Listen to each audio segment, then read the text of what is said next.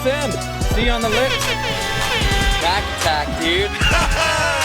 Bon voyage! Hey, yo, homies, good. Slide down them big hills, you know what I mean, on the big, nice burgundy snowboard. All right, here we go. Welcome to the Bomb Hole, which is presented by Pub Beer and Run Through a Wall Smelling Salts. Best smelling salts in the business. Now, today we got Jeremy Jones hosting. How you feeling today, Jones? What's happening? I'm feeling really good today, Chris. A little bit of rain outside. That feels good to me, and I'm excited about our guest. Yeah, happy to have you in studio. Of course, we always got the legendary Silk D producing the show. Silk, what's happening back there behind the boards? Just hitting buttons, man. Just hitting buttons and watching. And our guest today is Bobby Meeks in studio. Bobby, what's happening? What is up, guys? We're happy that you're in the studio. For the people that don't know who you are, I'm going to do a brief intro. Bobby has had an incredible career as a professional snowboarder. He has graced the screens in the iconic robot food videos that shaped a generation. He was a high diver, which we'll get into. He went on to do some heavy bigwig industry jobs at Nike, DC, and now We Are Camp. And most importantly, he defied the odds to get here and experience some extreme adversity on the way. So let's get into it, Bobby. Let's start with high diving. Let's talk Speedos, dude. How did you get into high diving? Dude, Speedos. Actually, Speedos were the reason why I didn't get into high diving or diving early. Actually, it was high school. I used to do PE, like basically, like, you know, Southern California. We have outdoor pools in Southern California, and so I just loved swimming, and so swim class they had diving boards, and if you do your swim laps, then you can jump on the diving boards. So, love jumping on the diving boards, love getting upside down, and so I'd rapidly swim and cheat through my laps, and I'd be like, oh, I'm done, first one done. How good, even though I'm a horrible swimmer. And then so, yeah, I just got into it just via PE class and dove with this super diver that was in our high school. He was already like a little like chiseled dude who was the diver, typical prototype diver. And I ended up taking ceramic class with that dude one time, and I was like, hey, how'd you do that thing where you went upside down and touched your toes and flipped around and landed? And he's just like, you mean like a reverse dive? And I was like, yeah, that gainer thing. He's like, it's a reverse dive. I'm like, oh, okay, well, yeah, how'd you do that thing? And he's like, why don't you come out on the diving boards and join the diving team? He's like, I've seen you out there. And I was like, I gotta wear a Speedo. And he's like, dude, it's not that bad. And I'm like, eh. He's like, if you don't, I mean, the only way you're gonna feel bad or look weird from it is if you are not wearing a Speedo, because everyone else is wearing Speedos. And so I did not try out for the diving team. I was still pretty, nope, not wearing the Speedos. But then, I don't know, I was intrigued, man. I still, the Speedos were calling. And the next year I tried out for the diving team, got on the diving team. Yeah, just basically went on to 2 years in diving in high school, went to CIF diving, like the championships. I wasn't a very good diver, to be honest. I was pretty bad. But I was the best shitty diver out of all of them. So I was like, oh, cool, I got a medal. I got fourth place, you know. It's like, we had diving, it's like Mission Viejo. It was like a bunch of like affluent, rich kids that, you know, they grew up diving, you know. They have 10-meter towers in their backyard, basically. And I was in, you know, Fontana High School, like, all right, cool, I'm gonna jump around on this, you know, I want to do it 2.5, and couldn't point my toes. And, you know, it was just barely, I was just better than the shitty divers. Can you? What kind of tricks are we talking here? Like, I have no reference with diving. Are you doing double flips? I need some. Well, it depends on what era you're talking about. If I'm talking about in high school when I started diving, and that was like, most of it was just 1.5s, like back 1.5. I had a couple. I had like a full twisting 1.5, and I had a 2.5 pike, but it was pretty bent in the knees, kind of flat-footed, not the prettiest one. And then, yeah, I had basically like 1.5s in pretty much every direction, and then a 2.5 front. But it wasn't until later when I basically joined like the professional side of diving that I really just started to absorb it and get really good, like full lifts. And then you're looking at like front 3.5, back 2.5, inward 2.5, reverse 2.5, reverse 1.5, 2.5 twists. So you're going double front flip, and then you're going into a dive. Yeah. Oh, that's gangster. Yeah, so it's about 1.5. You refer to diving even feet first.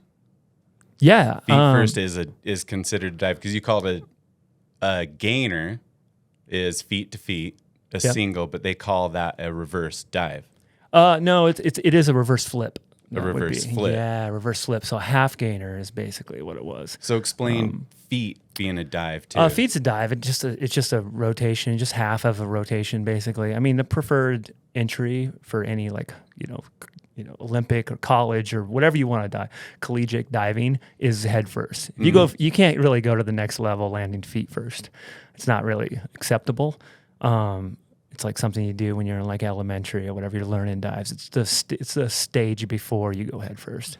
I got a question. We let's say we go to the local, let's say Kazi Reservoir here in Utah. They got some big cliffs. I've seen Jones. He can destroy some flips into the water. Can you still fuck shit up jumping into water? Yeah, I think I could probably do some stuff. I mean, dude, I've got some like basic stuff like flying front flip. I've got a reverse double. I used to do triple halves, back 1.5, or back double, which is like a back double with 2.5 twist or 2 twists. There's this thing called a branny. I don't know if you guys are familiar with that. It's kind of like a round off handspring kind of in a way. It's like you come around and you do like a little thing, front flip little 180. twist. Yeah. So basically when you got into high diving, it was like you just do all of your dives that you would normally do and then branny out. So that's like that's the key to it, is just like you just go up there, you're like, oh, I got to do a 2.5. I can do a 2.5. And then once you get into you come out of your 2.5, then you branny. And so yeah, I could probably do some stuff. My thing is, I was like professionally with diving, we used to stand on like, little 1 foot by 1 foot towers. Like it's totally different. It's like when you get to a cliff zone where you're like, oh yeah, you got to run out and don't hit those rocks. It's like 30 feet out. And it's like, that's where I'm kind of like, I'm not really. Explain the professional diving though, because you just said platform, 1 by 1 platform. Yeah, what you doing on But it? you're talking about, I mean, we're 80 feet in the air at this point. 80. We're not a 10-meter high school program anymore. Like No. that's 30 feet. Yeah, the 33 feet, 10 meters. It's, I mean, that was like high school when they still run into those for the most part, unless there's a handstand, which I used to do handstands. They're not that crazy, but it is kind of scary, especially when you're up on 80 feet in the air and you're just like a 1 foot by 1 foot little square that you're standing on, and you have to like somehow turn around and then do a handstand within this confined, it's like in a photo booth. Imagine yourself in like a phone booth, and that's like way bigger. Imagine yourself trying to do a handstand in a phone booth. So for you kids out there that are too young, you probably don't know what a phone booth is. Well, the pool's just like a kiddie pool too, most of the time. It's right? about 22 feet in diameter, 10 feet deep. 10 feet deep from an 10 80 feet. foot drop. Yeah, it's about 10 feet. It's like it's about a 10-foot panels. So what it is, you take you put this it's like you put it together. It's about 20 feet in diameter. They all attach to each other, and then there's a liner that gets put in. Before the liner gets in, you put a bunch of hay in there, and it's not just to soften it or whatever. It's just mostly to keep the liner from the weight of the water to just exploding under the whole thing, to have it more of a nice a resistance like for the water, so it doesn't just explode through. So yeah, so it's about, by the time the high dive happens in the shows that we're going to talk about, it's about 9.5 feet deep. So, I mean, I want to hear about your professional diving career. I've heard some wild stories about getting lit on fire and all kinds of stuff. Yeah, man, we along with like jumping from like 80 feet in the water, 80 feet in the air, part of the show is a fire dive. And when I first like was introduced into a fire dive, I'm like, oh, okay, cool. Like, where's the equipment?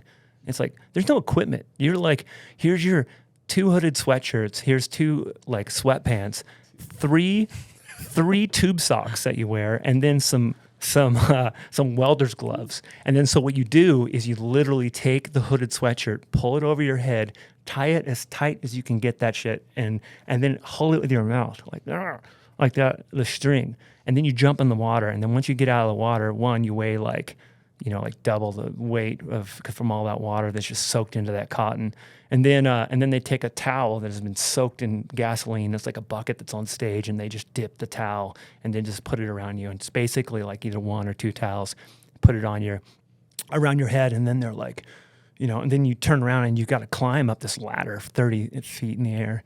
And again, it's like 1 foot by 1 foot tri ladder. So it's not like it's just like slow motion. Just like, oh my God, every step, you get up there and then you have to like stand there and turn around on a 1 foot by 1 foot platform.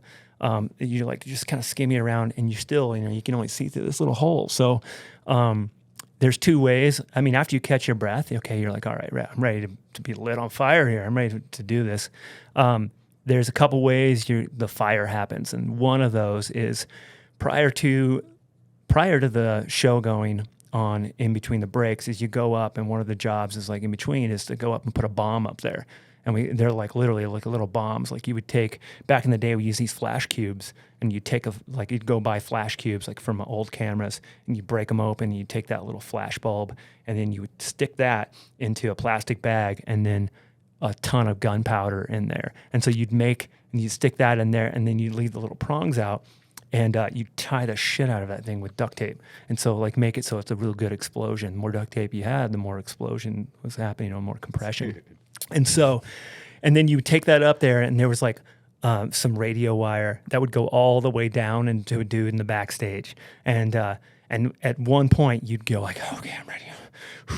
You're heavy, you're breathing heavy or whatever, and you'd give him the thumbs up, but then you hold your face, and then, it's a 9-volt battery in the back, and he's like, and that's all it takes. And then it's like, boom, and next thing you know, you're like exploding in flames everywhere. And you stay up there until, well, actually, hold on, I'll tell you a second. And the other way to get lit on fire is like, normally it's like your backup. You've got this like a welder's lighter that's sitting there, and it's like taped to the or wired to the ladder. And basically you do it yourself. You have to like, all right. And then, it never lights on the first time, or if it does, you're like, it scares the shit out of you, and then that throws you off too. But like, you sit there and you don't know when it's going to happen, but you're holding your breath. And finally, when it does, it's like, same thing, like it goes up in fire and flames. And the third way to do it is one of your colleagues in the Speedos has to climb up that ladder and with a lighter and just like, just try to light you on fire with all this gasoline dripping off of and landing on the stage. And so once one of those happens, you just basically, like, depending on the way the wind's blowing, sometimes the wind blows to your back and you literally can't see anything. Your hands are over your face. That's your only form of protection over your face. And you just stay up there until you can't hold your breath anymore. And, or it's too hot and you got to jump. So, but it's a blind jump. You don't know, you can't see it. So you're just like, and you just hope that you put it in the right directory and direction. And then you just, rainbow fire all the way down into the water. And you hit like a sack of potatoes, man. It's so heavy. It's because you have so much weight, and it's just like, oh, and it just sucks. It's like every time, sprained wrists or like whatever, it just sucked. But I do have a funny story actually about that. It's like, so one time we were doing a dive show, and I think this was in Indiana or whatever. And it's like, same thing. And I wasn't the fire dive guy, it was somebody else. And, didn't happen. The dude had to go climb up, and like, all right, we need a backup. Welder's thing is not working. Someone needs to go up. And these guys were pretty smart. They had basically a torch, and they had wrapped this thing. So like, oh, we're just gonna light that, and then we'll carry it. And that way I don't have to get up and have like all this, dripping on me or whatever. So he lit the torch. Finally got the guy to light up, but sure enough, all the fire is just dripping onto him, and he's just like, and we're like, throw it. And he throws it backstage like this big torch spear, just goes out into the backstage. And it was like slow motion. It's like, whew, and right into the gasoline bucket. Boom! Bucket flips over. Whole backstage catches on fire, dude. Like everything. Yeah. And this is a carny type environment, right? Like it's I think that one was at like a, I don't know, like Wild World or something like that. I don't know. This wasn't a fair show. It's like amusement parks. Okay. Amusement parks, there's like amusement parks, and then there's fair shows. Okay. And the fair shows are like super carny, and I got funny stories about those, but they're like just a head above the rest. You got rules and shit when you're doing like shows at amusement parks, versus like carny shows. You're just like, dude, there's You're like, is that guy doing meth back there? What the hell's going on back there? Like, They look about that loose. I was always dude, they are loose. curious. Yeah. Yeah. What a good way to make a living. You're like, what do you do for work?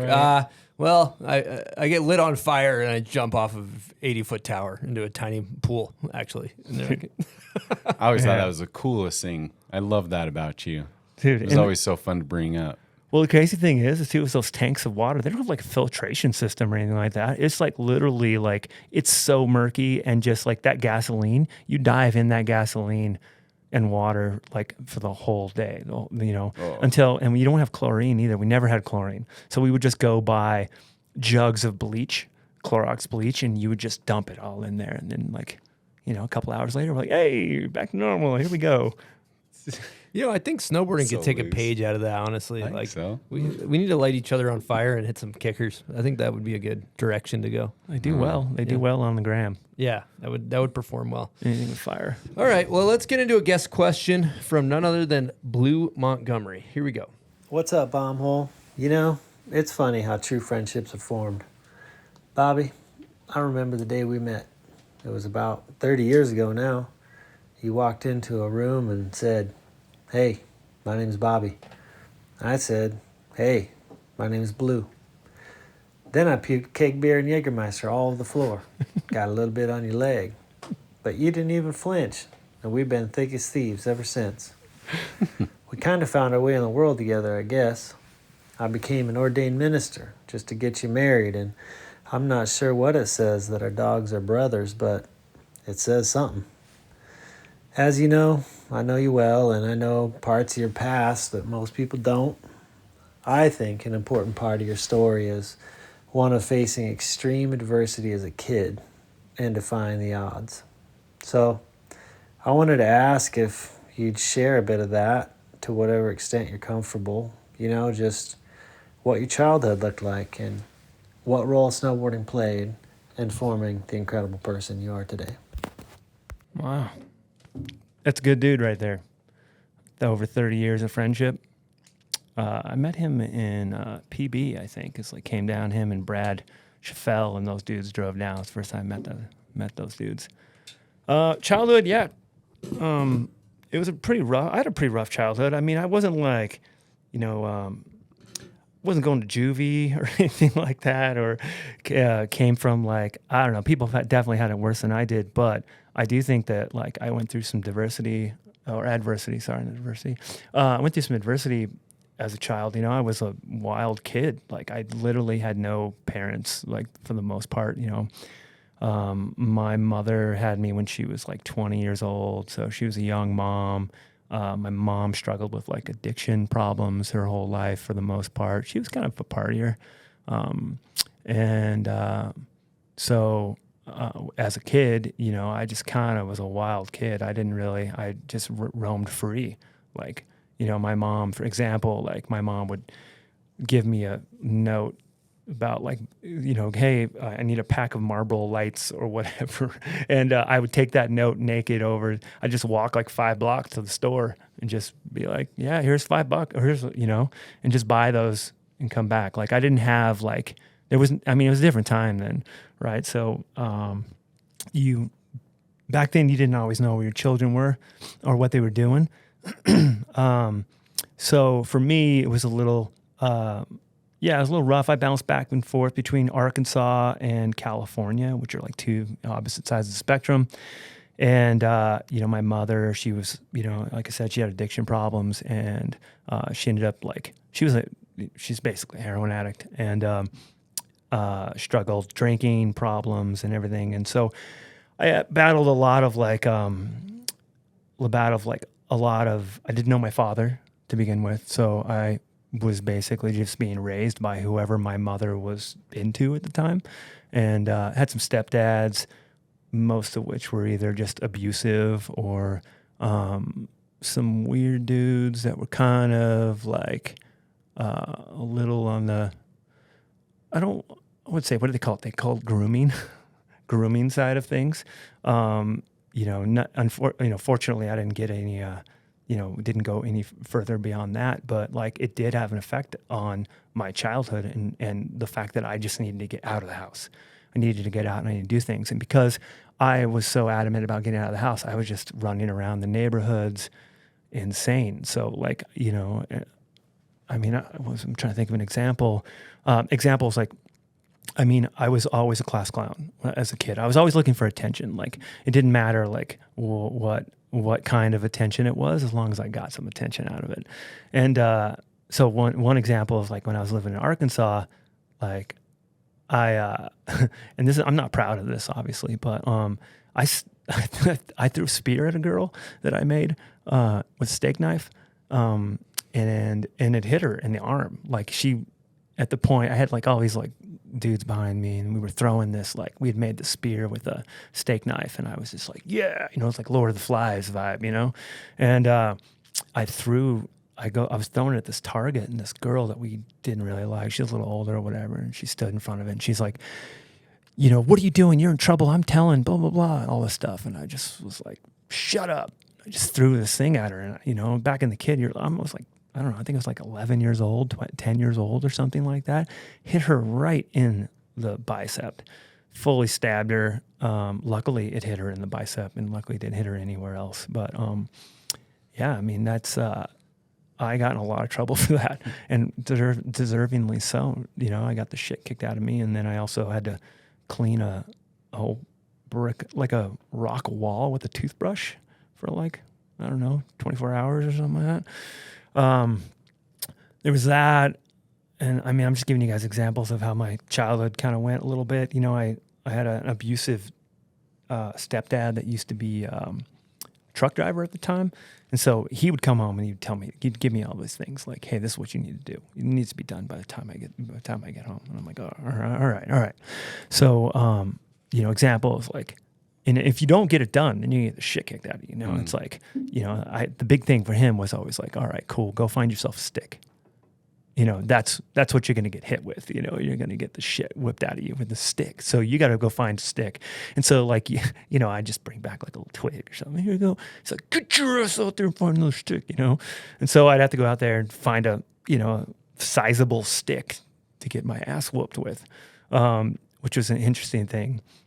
And so one time I was terrified of this dude. So I like cut the yard. I couldn't get the lawnmower to work. So I was like cutting with scissors, like, all day long, cutting the lawn, trying to get the lawn to look like I cut it, like with the lawnmower, And then when he came home, I'm just like terrified to tell him that like the lawnmower wouldn't work. I couldn't get it to work. So like I came from a pretty abusive childhood. Like my mom, I'm 12 years old, 13 years old, watching my half sister for days. Cops are pounding on the door. I'm hiding my sister under the bed with me to be like, shh.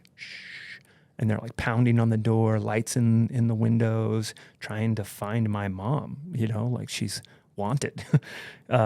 She's going to be arrested, and there's a lot of, that's just a little bit of that, in a sense of like, that's what I went through. And like I said, like we weren't in, we were poor, I lived in Arkansas. I lived in like trailer homes. Like that's what we lived in, and it's a part of the side of the family that like, there's a side of our family that got their shit together. And then there's a side that wasn't really quite together. And my cousin, my like second cousins who were kind of like brother figures to me in a way, older brother style. Like when they were around, it was like, oh, like they would kind of help steer me in the right direction. But when it was like, when they were gone, it was just like free for all, Lord of the Flies again.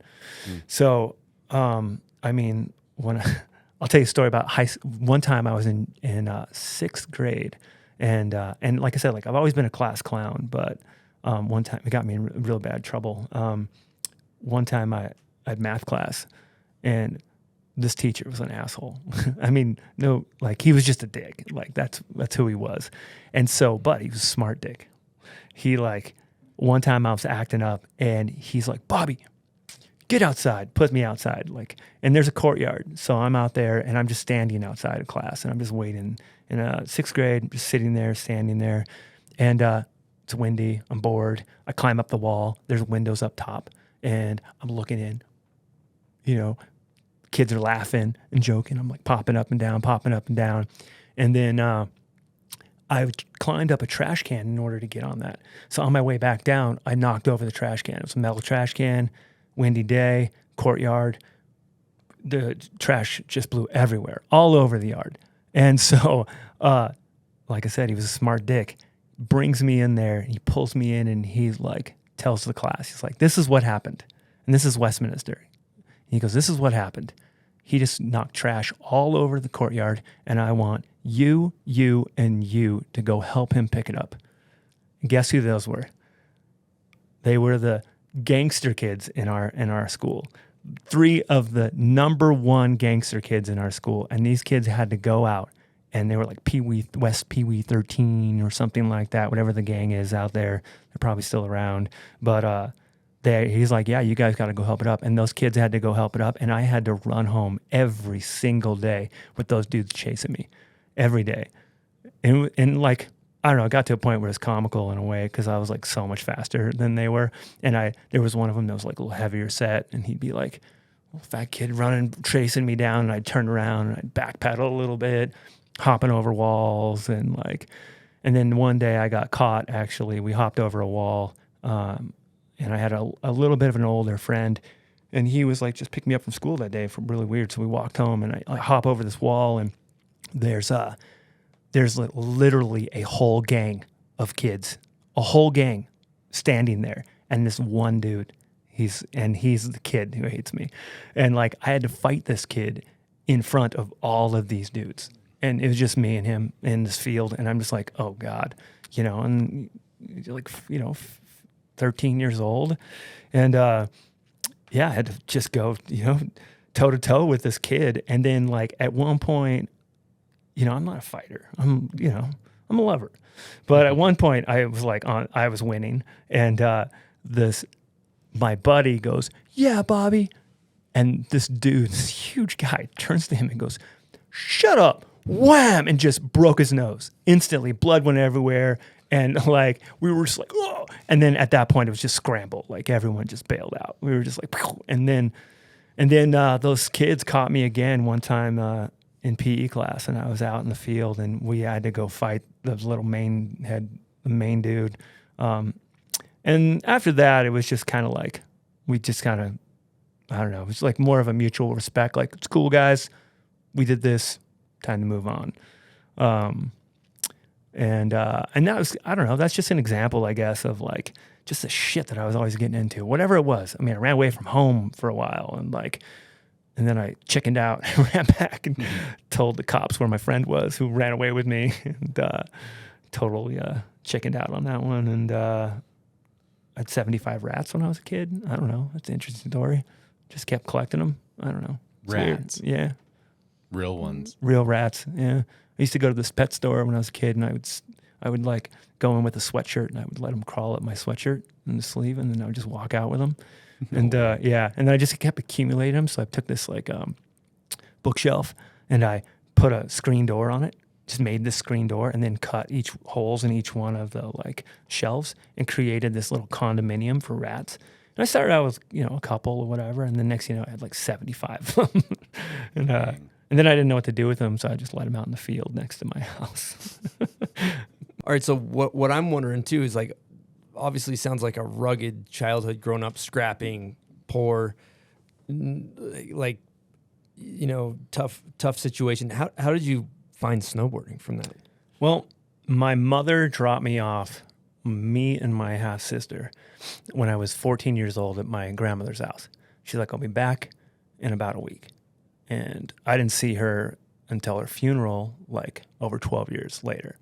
And so, but at that time, I went to go over to my aunt and uncle's house, and they had this plan that they hadn't told me yet or whatever, how they were going to keep me. And my sister had to go live with her dad. So, they took me in. And at that point, it was like a whole different world for me. It was like obviously a family with structure that cared about your education, cared, and I rebelled against all that shit, like instantly. But they kept, kudos to them, man. They just kept fighting and fighting, and I just kept fighting and fighting. But I think eventually they won. But also, at the time, I was living in Fontana, California, in Southridge, and I got a skateboard, and it was I think it was I had asked for a skateboard for Christmas or something, and it was a Nash, and I was like, I didn't want a Nash. I wanted a real skateboard, like a pro skateboard deck or whatever. But we sanded it down and it looked like a pro skateboard deck. So, but anyway, so like I ended up discovering skateboarding at that time, and it was just like it was something that just got me out of the house. We skated just at that time it's like I don't know, it was like 1988 maybe or something like that, or 87. And it was like, there wasn't anything to skate really. I mean, ditches, we had a lot of ditches. So we did a lot of ditch skating. There was pipeline back in the days, so in Upland, and we would just do whatever we could do to get over to Upland. But I think that ultimately skateboarding it just helped steer and channel my energy and my passion. I just discovered a passion for it. It's just like, it was just one of those things. I just felt like skateboarding is me. I'm a skateboarder. Even at that young age. I had a buddy who his parents were fucking awesome, man. They were so supportive of him. It was insane. He lived right across from our junior high, and his name was Jimmy Gonzalez. Kudos to you, bud. And his mom, and they owned like a ceramic business out of their house, and they were just like, you want a ramp? You got a ramp. You want we had an 8-foot, 9-foot ramp. There's one in the back, it was 11 foot, and it was just, they just were just so, like, they were super parents. And it was rad. It was like, that was our zone. Like, so after school, we would just always go there, and we'd all just go to their house, and we would just rip all day and skate all day long and eat just like junk food and Doritos and just whatever, and just skateboard like our asses off. And that's kind of what we did all through junior high. And then we all went to high school together. He kind of stepped away from skateboarding for a bit, but I still kept going with it. And then we had a buddy that lived across the street from our high school that had a skate ramp as well, and it was just sitting right across from our high school. So we would go skate at lunch. We had off campus lunches back then. But is that where the frontside flips came to fruition, or what? No, that was like way later. I mean, at that time, you were just like, your big trick was like a hand plant. I wasn't a very good vert skater, but you'd try things. I tried like a McTwist and like land on my ass on the coping or something, things like that. But I could do some things. I could, 50-50s and tail slides and nose picks and hand plants and stuff like that and airs, but nothing like. So then what led you to get into the snowboard? So getting into snowboarding, like backstory of skateboarding, when I was like 16 years old, I found these two, just randomly encountered these two older guys, because they had a girlfriend that was hanging her boobs off of this balcony at this apartment complex, and she's like, "Hey, what's going on?" And I was just like, "What's happening?" So she invited us up into these dudes' house, and somehow we just instantly became friends with these guys, and so one day they took us to go, we just all went to go skiing up at Mountain High. I'd never been skiing before. I'd never been to a ski resort, so I didn't even know, I obviously was familiar with skiing, but, and then I was like, the whole time, I'm like, what is that? Like that looks like skateboarding. Is that guy skateboarding? And it was snowboarding. And so everyone's like, oh yeah, I think it's that new thing called snowboarding, whatever. I'm like, why do I have these things on my legs? Why aren't I doing that? I want to do that thing. And so it was fun. The skiing thing was fun for a day or whatever. And then the next day I went to go skate this ramp with some friends, and I was talking about snowboarding, and this kid's like, I got a snowboard, I'll sell it to you. $80, black snow. Tip was broken off of it and everything. Dude, and he just totally ripped me off. That's what he thinks. He thinks he ripped me off, but he didn't really. So $80, I had to borrow the money, and from my older friends, come on, man, I'll work it off. They work construction, so I did a little bit of construction, installing fireplaces. in the summer for those dudes, and had to work it off. But yeah, that's how I discovered snowboarding. And then after that, like, it was just whatever I could do, like, to get up there. I remember taking that black snow up there. I didn't even buy a lift ticket. I just went and hiked the resort up in the main thing, and just to see how it rode, you know. And I was like, yeah. Somebody asked me the next day, it's like, oh yeah, how was it? And I was just like, oh, it was cool, man, but it's really kind of sticky. Like, I thought it'd be a little, you know, like, quicker. And he's like, oh, you got to wax it. It's like, okay, wax it. All right. So that night I go home and I get some wax and an iron. And little known to me is there's an actual wax for it. It's not candle wax. So I poured candle wax all over that thing, dude. Just dripped it, never even scraped it, didn't do nothing. It was just like warty, like just candle wax warts all over the base of this board. And then I went up and it was even worse. But you need to use an iron though. Dude, yeah. I mean, but I didn't know to iron the board. I just was Just like, you melt got to it on. wax. Yeah, man, you got to wax it. So that's kind of how I discovered snowboarding. And then after that, it was just all about, like, how can I get there? Like, I joined the ski and snowboard team at the time in high school. It's funny, I, like, scrounged enough money to go on a snowboarding trip, like, with this company called LA Ski and Sun Tours. And at the time, I mean, they were the biggest thing in all of, like school trips, basically, for any type of ski stuff and snowboard stuff. And so I hopped on I got on one of these trips. I think it was the Colorado, actually. And I had become pretty adept at snowboarding at that time. I mean, I could cruise around, whatever. And the guy who owned the company was on that trip, and he was like, hey, he's like, you're pretty good, man. He's like, well, you should ride for us. And I'm like, well, what does that mean? You know, like, what's that mean? And he's like, I'll give you discounts on trips. And I'm like, oh, okay. So, I mean, that's technically kind of like my first sponsor in a way, was this company called LA Ski and Sun Tours out of high school. And it was pretty crazy, dude. Like, I would go on these trips and I'd meet other snowboarders, and it wasn't a lot of us, right? So one of the dudes, this dude, Brian Aguchi, probably heard of him, little legend. Met him on these trips as well, and that's that he was the other person that they also sponsored at the time. And when I met him, he was already so good. He was like trying backflips and shit, and like he tried a double backflip on one of these school trips, and I was like, what the? I mean, it was at the time, it was like, I don't know, Unheard of. yeah, unheard of. And then so, but yeah, he was riding for like Checker Pig or something back in the day. And then we'd just go on these trips. I mean, I was a year younger than he was or whatever, so I didn't go to the same high school as him, but we'd meet up on trips and stuff. It's pretty fun. And back then, you saw a snowboarder, you guys were, it wasn't any beef. There was never beef. Like, if you were a snowboarder, it didn't matter who you were a friend. You were a homie. Same back in the skate days, it's like, you just, like, if you were so rare, Right.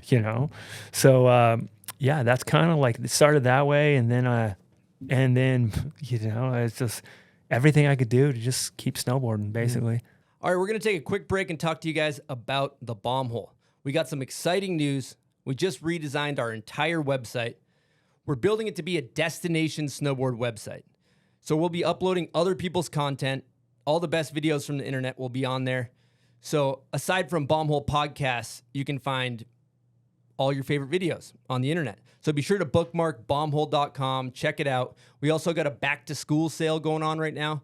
So anything that you purchase comes with a free tote. And we got some goods on there. We got the corduroy hats.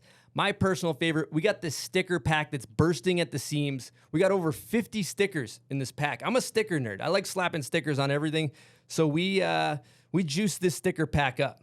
And we are also launching a new show next week called Bomb Hole Group Chat. We're going to have all kinds of people in studio. We'll probably have four or five people in studio. We're going to be talking about all things snowboarding, recent snowboard videos that are coming out, takes on snowboarding. So be sure to check out Bomb Hole Group Chat next Wednesday. And we appreciate you guys. Let's get back to the show. All right, we're going to take a break and talk to you guys about Bubs Naturals. Big news from Bubs. They got new branding on their collagen, on all their products. How you liking that branding, Jones? I think it looks good. They're always updating, keeping it fresh. It's clean. And I have been chugging the Bubs Natural Hydrator Dye. It's basically an electrolyte solution. You mix it in some water, shake it around, and it just keeps you hydrated, which is nice. They also got no artificial colors, no added sugars. It's made from nature, from all good stuff. And the thing I like is I drink about twice as much water because it actually tastes good. So it's good to stay hydrated out there. What else? What have you been on from the Bubs products, Jones? Man, from day one, the protein collagen. I mean, it's just a go-to for my bones, for my joints, my skin. I feel better when I'm on it. So I just stay true to it, really. Coffee's a dope addition. Yeah, it just came Love out. that. Bubs Brew. And Bubs is just a rad company in general. So if you want to support them, head on over to bubsnaturals.com and use promo code BOMBHOLE. Again, head on over to bubsnaturals.com, use promo code BOMBHOLE at checkout, and you'll get 20% off your order. Appreciate you guys. Thanks. All right, I kind of want to lean into some stuff here. So, thinking about your childhood, grew up around substance abuse, troubled youth, tough from the parental standpoint. And I always think about that with skateboarding and snowboarding, how it tends to attract people like that, And would you say, kind of a hard-hitting question, but I'm going to ask it, would you say snowboarding saved your life in regards to that? Oh, absolutely. I mean, it's not even a question. I mean, absolutely. It's kind of why I'm still in snowboarding, and it's just because of what it provided me. It provided me an exit. It totally saved my life. It saved everything about it. It basically gave me the resources and the ability to get out of the situation I was in. So, when I started snowboarding, I was so fascinated with it and trying to everything I could do to snowboard. My aunt and uncle at the time were they were supportive, but they were like, you need to find a job. And I'm like, no, this is what I want to be. This is what I want to do. And then it wasn't until I started getting they're like, what, you're getting paid to do this? And then it was like, ooh. And then they were obviously double supportive or whatever, of the situation. But it kind of clicked for them once I started getting paychecks. So how did it go? You got that first kind of sponsor where you got discounted on trips and stuff like that. What was the road to sponsorship from there looking like? It was interesting. I didn't, to be honest, at that time, I didn't think oh, this is where I want to go. This is the direction. I was just obsessed, and it didn't matter. Sponsorship didn't matter. It didn't matter. You always talk to kids. Pros always talk to kids. How do I get sponsored? It's and we always tell you the same shit. Don't worry about it, and it'll happen. If it happens, it happens. And that was kind of what the philosophy was then too. I just just did whatever I could to continue to snowboard. So I got a job up at the resort as a janitor, which I called a sanitational technician at the time because it was a little more fancy. But yeah, I got a job because you could work nights, and it provided me the resources, the opportunity to snowboard during the day. And it wasn't until I was kind of immersed into it, and then I was like, this is happening for me now. I tell a story a lot about Bill Keller, BK, legendary rep out there, and he and how air horns, and how he's kind of helped steer my careers when I was really young. Took me under his wing and hey, you're gonna ride for 5150, and then you're gonna ride for Joyride, and the whole path was set, and things happened fast. So I heard talking to Blue Montgomery that you were, in the early days of Bear, and you were one of the first people he saw chucking 900s and 1080s and stuff. Yeah, I used to just spin to hit, basically. Bear was it was the best place on the planet at the time. It's funny when you look back and you look about do you remember going to Bear at all? Did you go to Bear? I do, yeah. Do you remember the Outlaw Park where it was dude, the slalom course through the Outlaw Park that warmed you up? Dude, yeah. It was epic, man. That park was so sick and legendary at the time. And so they would build these just amazing jumps, I think they were on the forefront of park building for sure. And that was the place to be. So we would just go out there and just huck our meat every single day. In the morning, didn't care how icy it was, just you're 20 years old, 19 years old, and you just spin to it, once you can get off. And that back then, it was spinning, the only way you spun frontside was off your toes. No one spun frontside off your heels. Mm-hmm. So if you're with snowboarding, skateboarding, and diving are kind of all in the same high school years, right? So what's like driving you to whip 10s already? And I mean, it seems like you're kind of ahead of the curve a bit on the snowboard from learning, getting on that black snow, and even understanding that you needed to melt the wax on with an iron. Like there was something intuitional about it for you. Well, there's definitely a gap that I kind of just glossed over real fast. But from high school, it was like, I had this ambition to move up to be a professional snowboarder at that point. Once I had graduated, and then I didn't know what I was going to do, and all I knew was I wanted to snowboard, and then it wasn't until I got a job diving. To be honest, diving is what enabled me to snowboard, and it's kind of they worked. It was like a symbiotic relationship, because back in those days you weren't getting paid enough to just do one of the sports, so then you'd have to find a job in the summer, which for me it was putting Speedos on and jumping from like 80 feet in the air. So like that was what I did in the summer, lit myself on fire and ran around, and and that enabled me to be able to get money to go snowboarding during the winter. And then I went to like a job fair up at Bear and ended up like getting a job, the janitor, like I said. And but that was a hard crew to crack, man. Those dudes up there, they were ahead of their game, and they were all like, it was a clicky scene up there. With Jana Mayan, Jason Carragher, like all the Rob Defoe, like Travis Wood and Matt Donahue, Jason Bump, like there's so many. Chico, Brian Thien. There was like, dude, there's so many dudes that came out of Bear at the time. Ryan Immergard, like everyone, everywhere you look, they were like good dudes riding. So everyone just pushed each other. The progression was really fast. It happened really fast. It seemed like every day there was something new. Someone did something, and everyone was like, dude, did you hear what's his name did? Like it was just, I remember when we had talked, like at some point we'd all talked about jumping over, gapping the berms, and we never did it. And then one day Immergard I swear, I forget, I was in like I think I was downstairs in like the cafeteria, and Immergard runs in, he's like, it's happening, we're doing it. And like, we're jumping the berms.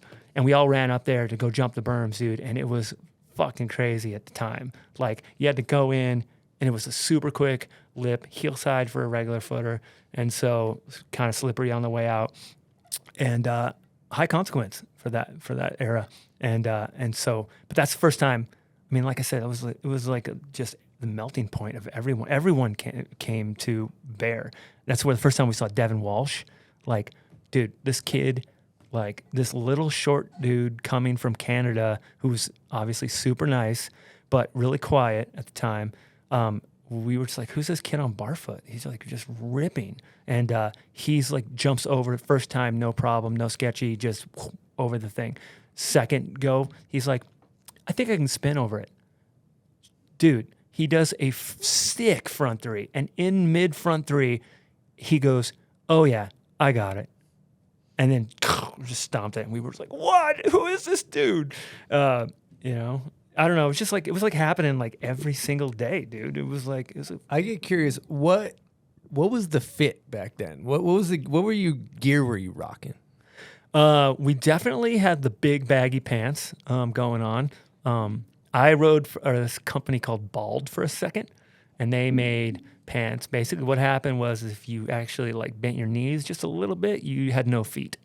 That was the style back in the days. I actually saw some kid up at camp wearing that recently. So maybe it's on a comeback. I don't know. That was Devin's front three. I have his kit in my head. I mean, that gap went off. That Dude. berm to berm. Yeah, and some Once people you guys came opened short. it up, yeah, it went nuts, and people were building their names off of making that gap and spinning it. I mean, that was Devin's come out. Yeah, to some extent, Dude, that trip for him really solidified his name in all of Southern California, at least. Right. It was pretty insane.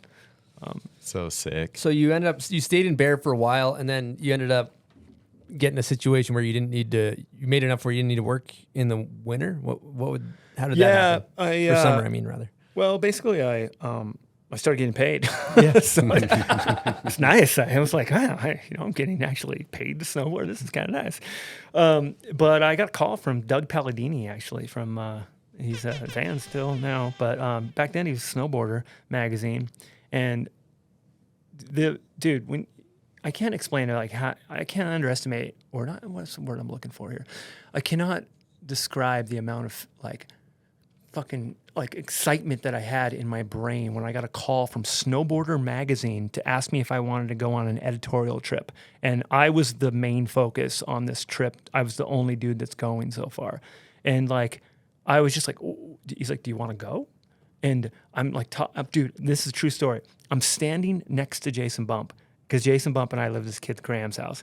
And I'm like talking to him and I'm like going, telling, oh yeah, I could go on this trip. I could go, yeah, I could definitely. And then Bump's like, edging me a little bit, elbowing me, and finally at the very end of the conversation, I'm like, yeah, can I bring another ripper? And he's like, who is it? I'm like, this kid Jason Bump. He rips, and he's like, yeah, go for it. I'm like, dude. So it was Bump, myself, and I don't know if you guys remember Jim Moran. Oh yeah. But Mikey Moran, it wasn't Jim Moran because he was a big deal at the time, but it was Mikey Moran, his little brother. And so it was us three taking a trip up the 15 and hitting all these little resorts until we got to Salt Lake City, the motherland. Wow. Yeah. But it was a hell of an experience, dude. I mean, we had never experienced powder like that. It was insane. Like, we don't get snow like that in Bear. And we just took every single park thing that we could think of and just did it all on. Well, we basically just tried to spin our asses off of every rock and just exploded in powder. I don't know, we might have landed one or two things, the whole trip. It was insane. But it was that trip where we had just kind of an eye opener, and that's the next year when we were like, dude, we're moving to Bear. We're moving to Salt Lake City. It was phenomenal. Natty foam. Yeah, exactly. Yeah. What year was that? That was 1995, I think the trip was, and then I moved in 96. Mm-hmm. Yeah. It's always interesting to see, growing up East Coast, you're West Coast. We grew up riding hardpack and ice and whatever, and just no interest in powder. But then you go to Utah, and then you gotta figure it out. Dude, and back then, I mean, you guys had the most amazing winter last winter. It was like that every day back then, for the most part. It snowed 3 feet and then sunny for 3 days. That's it was a reoccurrence every week. And every year, yeah. Year after year, day after day. Also, it was crazy. In that time frame, I'd imagine magazines and shit are it's not Instagram where you know what everybody's doing at all times. Pros are mythical creatures, right? And so Brighton seems like it's always been the LA for skateboarding, is kind of like Brighton for snowboarding. So seeing the pros in person was probably cool, I'd imagine, even though you were one. But dude, it was like Hollywood, man. It was insane. There was always a faction, right, between, and I don't know how it is now. I mean, I haven't been here in a while, but it was always Snowbird, and then there was Brighton. And Snowbird was you had to have a nickname, and it was always oh yeah, Snow Dog, and White Teeth, or I don't know. Everybody over there had a nickname. That was Snow Dog and White Teeth. Yeah, everyone had a nickname. They're actual humans, probably. Yeah. And then Brighton was always just the funny thing about Brighton was just oh, you must be sponsored, that's where all the pros went, Right. And so you couldn't go to Brighton without seeing basically a magazine full of humans on snowboards. All right, Bobby, let me ask you something. You ever done a smelling salt before? Have we hit a run through a wall smelling salt? I did one at the Bomball Classic. Okay. Well, we're going to get into run through a wall trivia. Welcome to Run Through a Wall Trivia.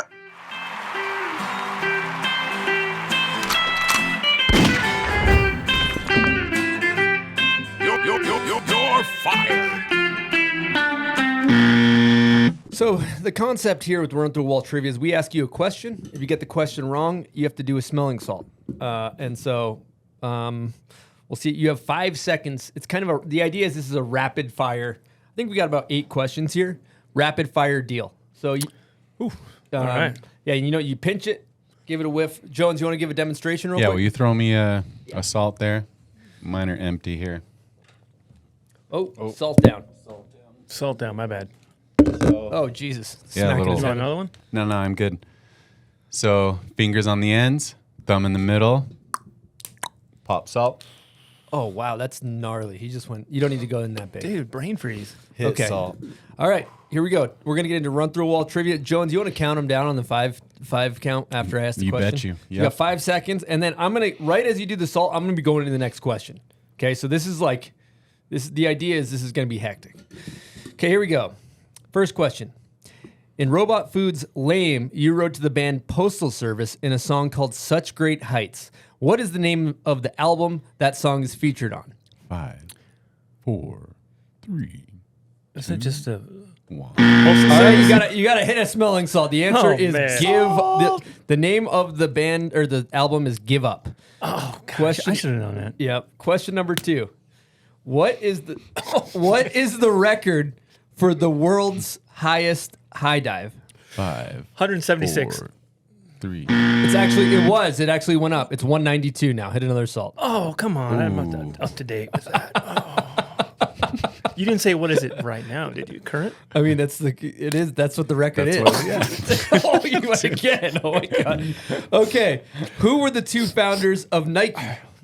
5, Phil Knight and 3, 2, 1. Oh no, this is not man, good. this Bobby.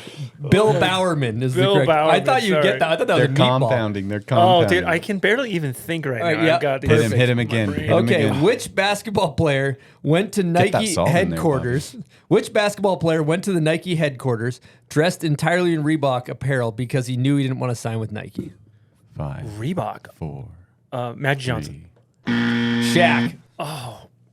God. You actually owe one more after this. You need to hit He's another. doubled down. Next question. David Benedict had Ender in Afterbang. What song did he ride to in that video part? 5. Cars? Was it? Video killed the radio star, the Oh, Bugles. that's what it was. Video killed the radio star. Man, this is a rough round for you here. Dude, I can barely. It's a good Okay, round for the salt. next question. What was the name of Big Bear's original snowboard park? We talked about this already. You have this. Outlaw. That's correct. You got one right. Good job. Oh. Okay. I don't know if this is true or not. This might be a fact check as we go. In the outro of Afterbang, or After Lame, rather, in the outro of After Lame, in the group shot of everybody in the crew, which robot is rumored to have his ball sack hanging out of his shorts? 5. That is myself. That's correct. And then the last question. Who has first part in Nike's film Never Not? 5, 4. Oh shit! Is that 3?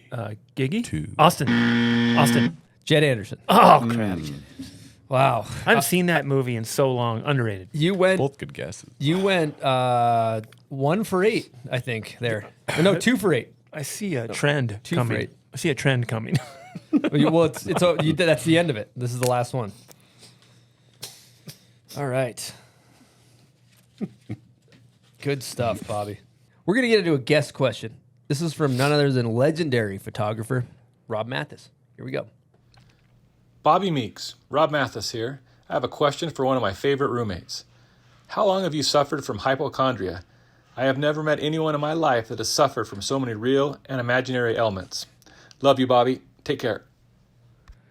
To the point. Yeah, to the point. I tell you, I even tell the doctor I'm a slight hypochondriac. I do have some. I wouldn't say I'm full blown, but my hypochondria is based off of real things. So, like, have you known anyone ever to have Bell's palsy? I had Bell's palsy, but guess what? I had it twice. So I've had Bell's palsy twice. It's basically where your side of your face just kind of dies for a little bit and finally comes back. Hopefully, there's a chance it will come back. But I even asked the doctor, I'm like, hey, how many, have you ever heard of anyone getting this twice? He's like, no, never.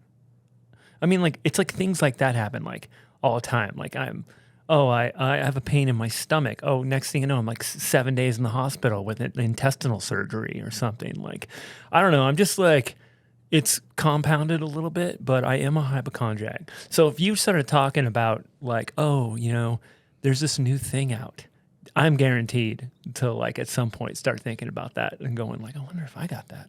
I mean, so what are the symptoms in that? like, so yeah, I'm a little bit of a hypo. Yeah, I wouldn't say full blown, but I've had some weird shit. Can we? This is a total derail, but I want to hear about your experience drinking saline. Oh, the saline, yeah, that's a good one. So, like I said, I've had some intestinal issues, and so I went for my first colonoscopy, scheduled. I think I was on a snowboarding trip, and then I had to fly back to, I think it was Utah, actually, fly back to Utah for my first colonoscopy. And I was coming back from snowboard trip. It was later on that day. I had a flight in the morning, and I'm supposed to drink this shit.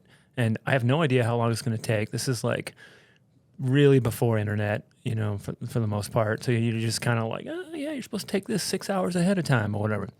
So I go to step on the plane, and I'm I'll just take it before I get on the plane. So I drink this saline right before I get on the plane. Wow. And I'm fine. I sit down, hanging out. Luckily, I am actually not like this is a different one. I'm sitting in by the window seat, and I'm just hanging out. I normally get a window. I'm hanging out, and dude, as soon as they shut the door, I went, oh, all of a sudden I just started sweating, and I'm what the fuck? And all of a sudden, dude, just the gurgles were happening, man. And I spent most of the time first had to go to the bathroom. Excuse me, dude. It was literally, it was unbearable. I was so close to shitting my pants on the plane. It was insane. As soon as we got in the air, it didn't even matter. As soon as we were up and the wheels went up, I was out of my seat and boom, running to the bathroom. And they were hey, obviously it's seatbelt on, stay in your seat till we're at cruising altitude or whatever. It's that didn't apply at all. I was in the bathroom. It was a Code Brown situation. Dude, Code Brown. Red, yeah, total brown. I blew. It's those things have anyway, it was just a continuation of that. It was just all out. So, I mean, that's just kind of, yeah. And then the first one, it was just holy shit. Literally, wow. I walk back to my seat. I sit down and everyone's kind of looking at me or whatever. And I'm just oh man, sorry about that, and then sure enough, dude, as soon as I sat down, I was oh my God, again. So basically I got up. I had to tell them, I'm sorry, I got a stomach flu or something. And then I stood next to the bathroom the whole flight. Just Seems like a hypochondriac's nightmare scenario. Oh yeah. Yeah, it's it wasn't the best, but learned a lesson for anyone out there looking for their first colonoscopy. Do not drink the saline before your flight. Wow. That's an important lesson. That's a good one. Important lesson. All right. We got a guest question from none other than Pierre Wickberg. Here we go. It's a 3-parter. So just pay attention. Hello, Bobby. I have a question for you, or a few questions, but let's start with the first one. For someone who's so good at jumping and spinning and has great body awareness, how come you never taught yourself to push with your rear foot on a skateboard? This is mind-boggling to me. More mind-boggling than those who skateboard one stance and snowboard another. But that's a discussion for a different occasion. Second, what's your best clip you ever filmed? What's your best backcountry or jib shot you ever did? My favorite is your backside 7 tail grab step down from Sonora. Love that shot. Third and final question. Would you rather have Justin Fronius serenade you the song from A Star Is Born under the influence for a month straight while going to bed, or have cilantro with every meal for a month long? Miss you. Bye. All right, you want me to tackle these one by one? Yeah, right one by bat? one. Yep. All right, so right off the bat, it's funny because before this, I was I wonder if I should bring up the fact that I used to push Mongo. I think it'd be funny. But I did used to push Mongo. My whole life growing up in Southridge, I used to skate to school. It was like 10 miles or something crazy. I would just go skate, whatever. And back then you just didn't know any better or whatever. So I pushed Mongo most of my life. And then until I got that Nike job, and I knew it was bad, and I skated a lot of transitions. So I wasn't really a street skater, and so it didn't really bother me. I'm like, it doesn't matter. But it wasn't until I got that Nike job of cruising around in skate parks, and I was like, dude, I can't push Mongo. I can't do that. So I had to relearn how to push. And you can see it in my like style when I stop sometimes, and like how I throw my board down or whatever. Like you can tell. But now pushing Mongo feels awkward, which is I feel like I graduated, which is great. But it's still not like a flowy. The impressive length of a Mongo pusher all the way to the Nike gig. Yeah, all the way. Unreal. Yeah. There's nothing more powerful than seeing somebody just charge Mongo at something, just a full-blown aggressive Mongo push. It's a confident human. I will say that. Neanderthal. Confident. Part 2, best clip. All right, best clip. I think I probably agree with that back seven. I feel like that was like one of this. I can't really describe the feeling of it. It was just like one of those things, and it wasn't like huge. Or Talking about the like one that. lame. Yeah, the one Yeah, lame. that one's butter. I just felt like that was, and I remember Vile was up on top, and I was like, all right, I'm gonna do whatever, and like I forget, he was tripping because like I was an okay snowboarder, but I didn't land everything, and like those guys were way better than me, and it was just like one day I was on fire, and like he was just kind of like staring at me like, what is happening right now? And I was just like, I'm feeling it, man. I'm gonna do this. I do a switchback 5 in that right after, dude. And I that's the first one I ever did. The first one I ever tried, and I just landed it too. And I was like, and then after that, I tried a couple back 9s, but I didn't land any of those. But I think that one was probably that one had the best feeling to grab tail and just bow the knees out, get a little bend, and just keep it there for a while.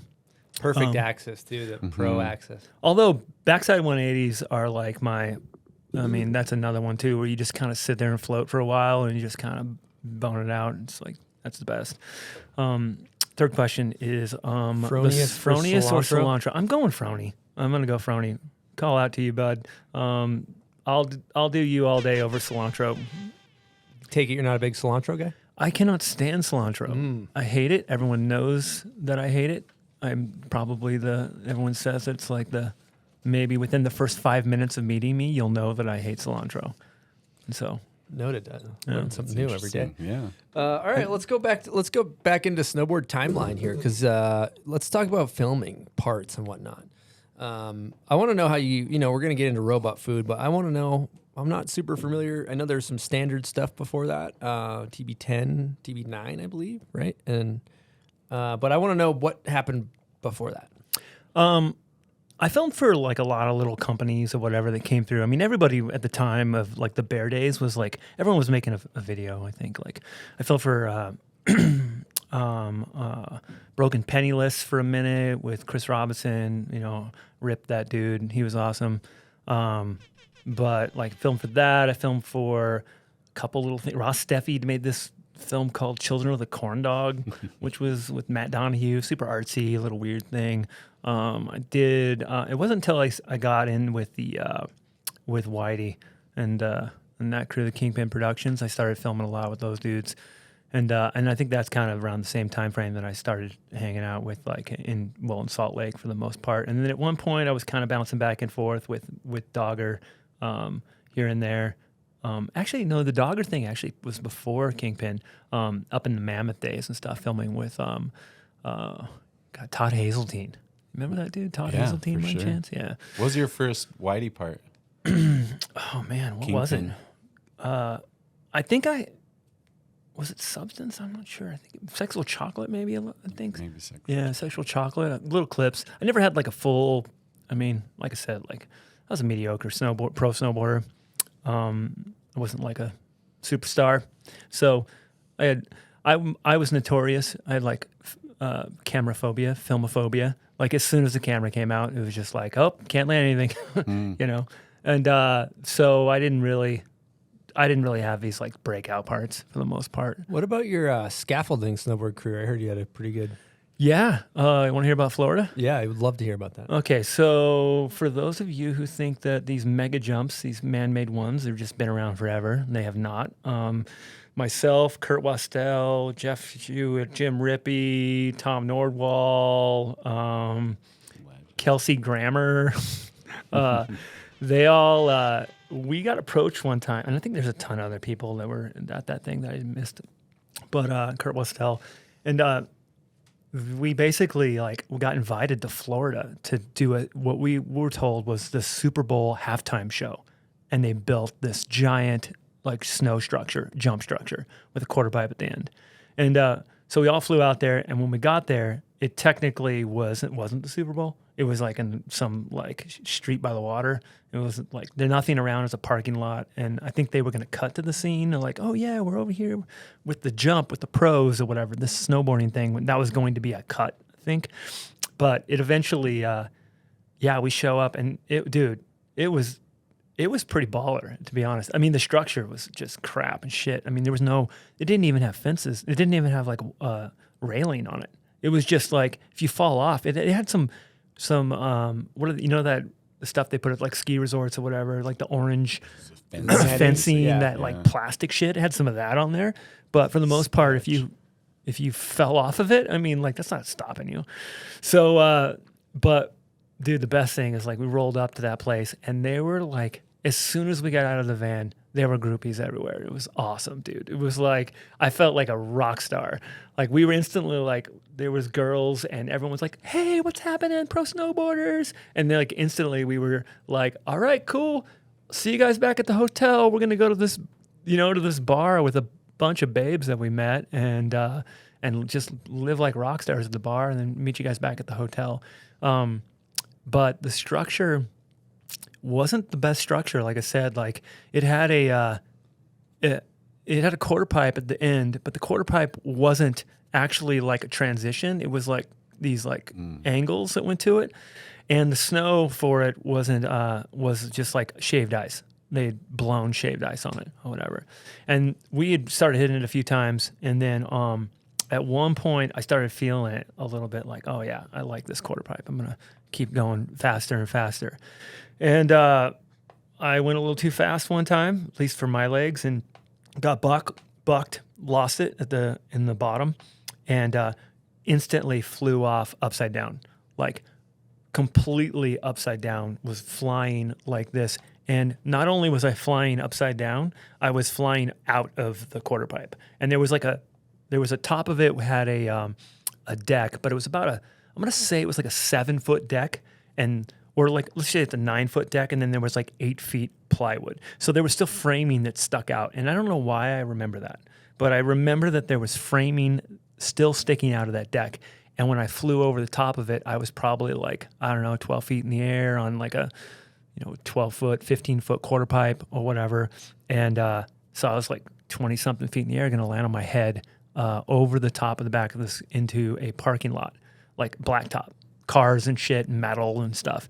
And somehow I just remember dude, I was going to get fucked up. I just remember at that time panicking upside down and just remembering the gap in the plywood and the framing. Could not see it, but as I crest and went over the edge of it, I just went and put my arm in it. I have no idea how I knew where it was exactly, but it was just bullseye. Boom, got in there, flipped over the side, just holding. I was just hanging from this quarter pipe at the back end over concrete and metal and shit, and just fighting for survival basically. So then everybody at the end they had to go run over and grab me, and luckily I basically walked away for a lot of scrapes and scratches, but I was all right. Ended up hitting it some more or whatever, but dude, super sketchy. It didn't have railing. There was no railing at all on top of quarter pipe. What year is this? This was 90, I want to say it must have been 96, 95, maybe even 97. Sketch. Dude, it was Deerfield, Florida. And only thing I remember, I remember all the sketchy shit happens in Florida. Dude, Florida, it's always sure. Florida. It's always dude. Florida. For dude, sure. but I remember we fucking terrorized that town on mopeds. we found a shop that would rent us mopeds. Me, Kurt Westell, we were jumping those things off curb cuts, and like we were mocking around that town for like a whole day of just terrorizing it. It was awesome. But and then Kelsey Grammer showed up from Cheers. Yeah, showed up just in a limo, drunk as shit, like so drunk, stumbled out of his limo, put on some clicker boots, and stepped into a snowboard. And then everyone took a photo. And then him and his babes, and then he got back in his limo and he left. No. Yeah. Amazing. Yeah. Speaking That's of clickers, we got a perfect guest question along those lines. Here we go. Hey, Bombhole. Andy right here. I've got a question for Bobby Meeks. Question is, Bobby, what was your worst career decision and why was it choosing to ride for Switch step-in bindings? I'll listen off air. Thanks. Well, one, it wasn't Switch step-in. It was Shimano. I rode for Shimano for about 6 months. The money was really good.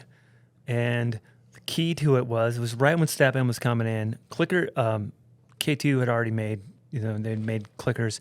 But Shimano had released their own binding on it. That's a mountain bike component company. Yeah, right? exactly. Yep, sorry.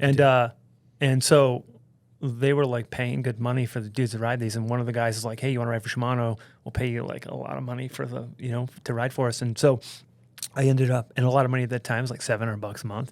You're like, oh, dude, $700 a month, really? So the key is like, I didn't have to actually ride the clickers how they were. I could just, he let us put straps on them.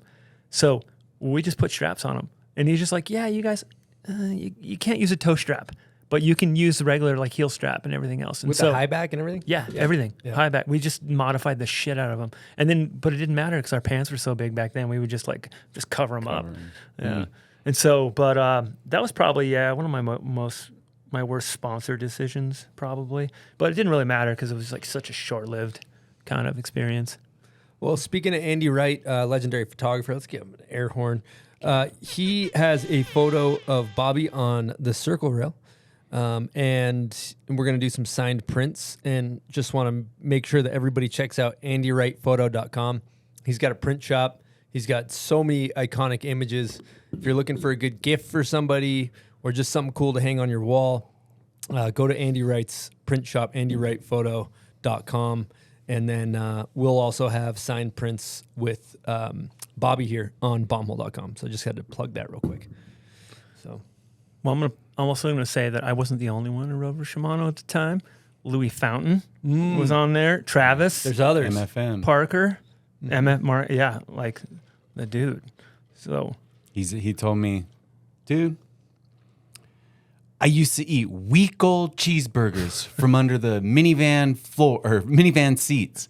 You don't think I'm going to take this Shimano money? Yeah, exactly, dude. Yeah. Legend. Sometimes you need to secure the bag. Yeah. Even, And also too, it's something like you can't really even see that really, like. No, that was a good yeah, you're not wearing skin tights. Yeah, If you're wearing baggies. I never knew you were on it. Yeah, we had bags. See, Yeah. There we go. So before, I know you as on K2 because I'm a little younger. Excuse my ignorance. What board company were you riding for before K2? Right before K2, I rode for Subtle. Okay. Short-lived. You're a little subtle. Yeah, they had a subtle impact on the industry. Yeah. I mean, it was cool. It was kind of like one of the first kind of artsy board programs a little bit. Donahue and Bump was riding for him, and a couple other dudes, Chico, and so we had a good little program. We just didn't have any money behind it or whatever. And I mean, they would be like, yeah, we're paying you this much money, and then you'd make money off your pro models, but ultimately the money stopped coming. But oh yeah, we'll give you it's just the pro models, and then it's like I mean that just crumbled away. But before that, prior I was on Joyride.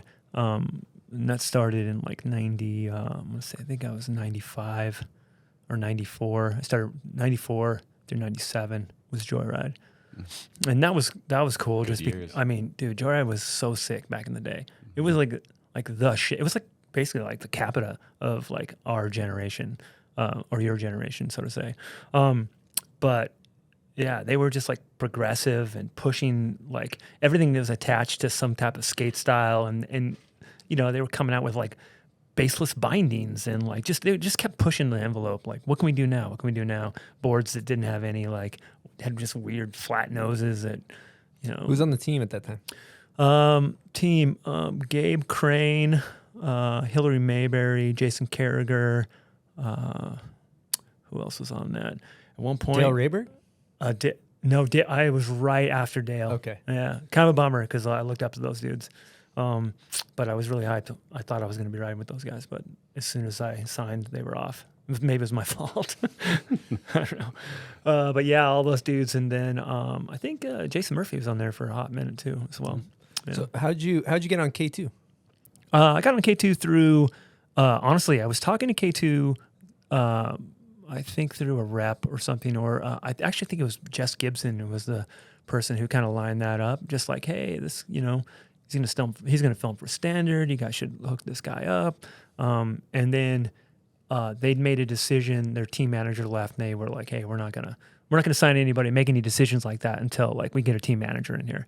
And at the time, I was living with Blue and Stone and J2 at the Pink House, the bar, and dude, Blue just all of a sudden one day was just, I mean, Blue had a career. Like, he was still like snowboarding at the time. And he's just like, hey, what's up with K2? Are you going to ride for him? And I'm like, yeah, they put they put the brakes on for a second. They need to find a TM. And he's like, you know who he is. He's just like, oh yeah? Like, pick your brain a little bit and then go like, think I can get their email address, their phone number? You know, drop my name on there?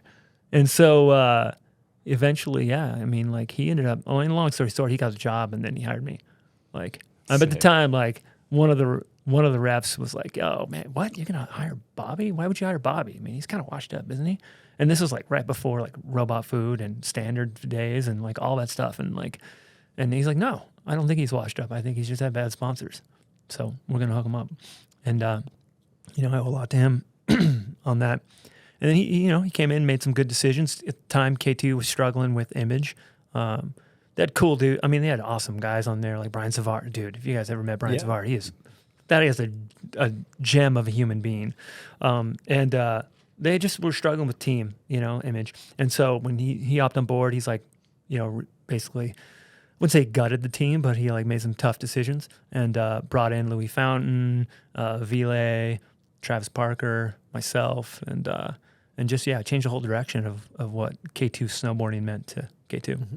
That was a total relaunch. K2 almost overnight. Seemed like things switched, like especially with Parker, and everything else. It was a really cool era. Yeah, it was heavy. That was all the Canadian guys were on K2 prior to that too. Yeah. It was like a lot Savard of Canadian. Young, Kevin Young. Young. Dude, I wonder what he's doing now, man. Good dude as well. I'm sure he's ripping. Dude always had mad style. Yeah. So then filming for Standard, which videos did you film for Standard with? I filmed for TB. I think I got maybe a little bit TB7, but TB 9 and 10 for sure. And then maybe there was a little 8 in there. So, well, we got a Patreon question about. I think maybe fire up that one about robot food. Silk. What do we got? Yeah, let's do it. We got a Patreon question from Gromit Goes. They're asking, how often do you say Bobby Meeks, Bobby Geeks, the realist? I think it's from Afterbang, and I say it weekly to this day since 2002 or whenever it came out. With Robot Food, can you give us some understanding as to why those films are so good start to finish and then in the credits? How did they go down that way to become some of the greatest snow films ever, and did you know that going into them? Excellent. Ooh, that's a lot in that one. Well, I don't get it that often. There's a few people who are like, Bobby Meeks, Bobby Geeks, ladies man, which is pretty funny. I mean, I don't know. I get it every once in a while. But as far as like the success of those films, I don't think like at the time, I don't really think we were looking at it from a broad like the 3,000 foot view. I think we were kind of like just so engaged in it and that it didn't really matter. I think the biggest thing for those films was like, and the biggest reason for their success is the fact that we all felt like we owned it, and we all felt like it was. We all wanted to be a success. We all like took pride in it, and we were all hyped on each other. The chemistry that like, and you guys know, it's like you go out on a film trip and you've got a couple dudes that you just don't gel with. It kind of is just kind of a bummer, and we all got along really well. So it was just like we all made decisions together. We all worked on the project together. We all created together. Like there was like everyone took pieces of it and put their kind of spin on it, which was at the time just unheard of because it was all like it was dominated by Mac Dog and Standard at the time, and Whitey a little bit as well. And so like, but those were all controlled by established companies who had already had a formula and a format. And so when we came in, the main reason why we started like basically Robot Food was because we wanted to get away from the norm and we wanted to be able to do things that we thought were fun and should be showcased and show a bigger story and the creativity of snowboarding, the culture of it. And that's what we wanted to do because I don't know, it's just like how many pow turns can you see? How many cliff drops, like, okay, cool. Like, we just wanted to have fun and film it because we wanted to make sure that it was entertaining. And that's the same with like like we leaned on music a lot too, it's like that gives you a feeling like, you can't go wrong with like 80s, like the 80s vibe of music. And just like we were just kind of paving our own way and just didn't really care what people were thinking of it. So. And if you look around that time period, it was just a straight juggernaut of creative people where you have Nemo Designs involved, and then you guys are all at the top of your game as like the pro snowboarders that everybody's interested in. And then you take this blend of lightheartedness and like digicam footage and then mix it with like 16 millimeter super A-grade bangers. And it made snowboarding, like you guys were super pros, but it made it relatable and lighthearted, and it was a little bit different than the videos Jeremy was in, or even like the whole landscape of Standard and everything. You guys came and just that 3-part trilogy is influenced an entire generation. I mean, I'm sure you get that all the time from people, right? Yeah, I mean that's the biggest thing, obviously. Like with me, it's funny. It's like everyone's always like, "Oh yeah, you had the Such Great Heights song, or whatever." And it's just I think I benefited super well from the fact that I actually chose that song, and it was like when it hit, it also hit for me, so that was great. But I think that like it was just like I said, like it's hard to describe the feeling of owning something like that and being a part of that. Snowboarding is not a team sport, but there is something to be said about the crew that you're with, the team that you're with. You guys are all struggling, battling in the same, for the same thing, even though it's individual, but you guys are on the same path and you guys are trying to help each other. I mean, anywhere from like, yo, dude, we're going to, give me that shovel, let me fill in that landing, for you or whatever. It's like, there is a team camaraderie to it that is important to show. And I think like with Robot Food, it was all like, I don't know, we just wanted to show everything. And and to your point, you just said a second ago, one of the coolest things about it, and I think we knew that we had to have legitimacy in it. And the legitimacy was like the A-grade snowboarding. Like you can't just come out with like a bunch of like half-ass, you can now, but on Instagram or whatever, but like at that time, these people are burning, like we're using 16 mil film, and like, you had to have the balance of it.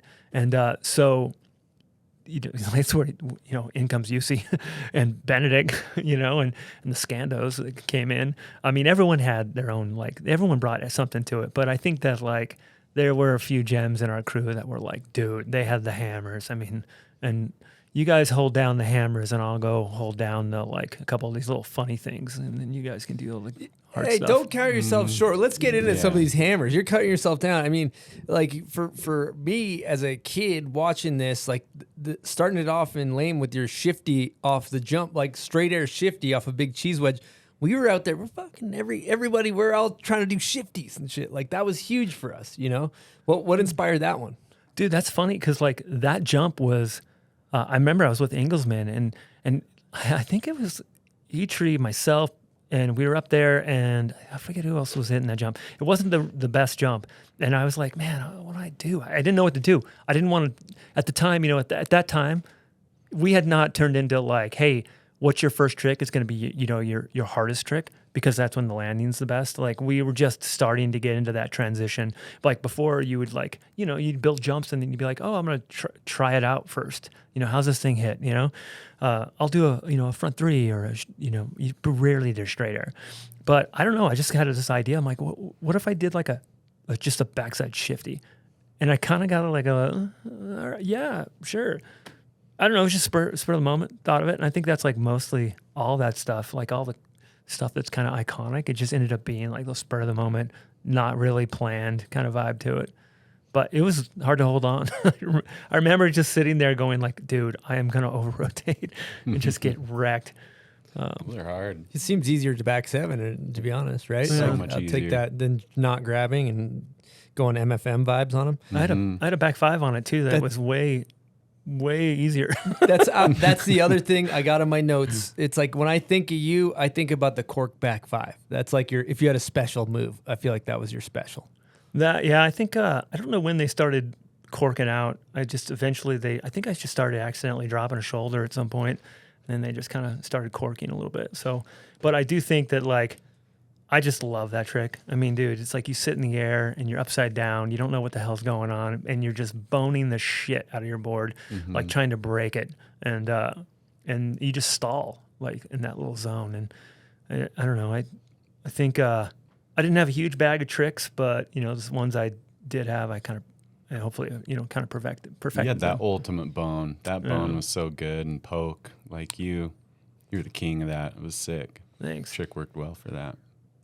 The other things I think about too in robot food too, it's just like the quotes too. Like, we would drive around. You had that one from After Lane where you're like, I thought it was a horse when you're looking at a moose or whatever. Like we'd be driving around in the van and be like, I thought it was a horse or whatever. Like all those quotable moments from those movies are so fucking iconic, man. Dude, I don't know.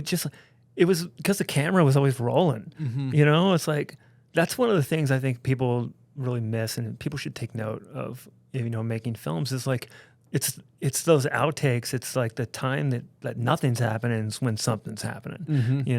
And like on that trip, we went to Alaska for a rail trip and just got skunked. Like, and so we were just trying to make the best of it. It was fucking pouring rain, and I don't know. It was just like wasn't a good trip at all. We went to Alaska. Shoot an We intro. knew it was gonna suck, but we went anyway. Yeah, exactly. Is the quote, I believe. And they had Mike Bassage, and Those guys, they did kill it, man. They were like sledding around, and we were getting updates about how many shots they were getting, and it was just like, dude, come on, man. And Stressful. we're like hopping on icebergs, and like, cool, right on. We're getting shots too, bro. how did you know? Wait till you see the video. Yeah, jumping puddles in the minivan. It was great, just as entertaining though. Yeah, you make do. You just gotta, you create whatever you can out of it. Now, when you guys did the premieres for those videos, like, what was the effect when those things came out? I think the premieres, I think after Bang was received really well. For the premieres, and this was an era when premieres were everything. It's like people would travel all over the world just to go to a premiere. I think that like I think it took a second for After Bang to kind of hit, but when it did hit, it was pretty profound. I think for people, just like, whoa, this is totally different. And so I think that those were really well. What's funny was, if you look at like everything, I think the After Lame was the one that we all thought was gonna like just.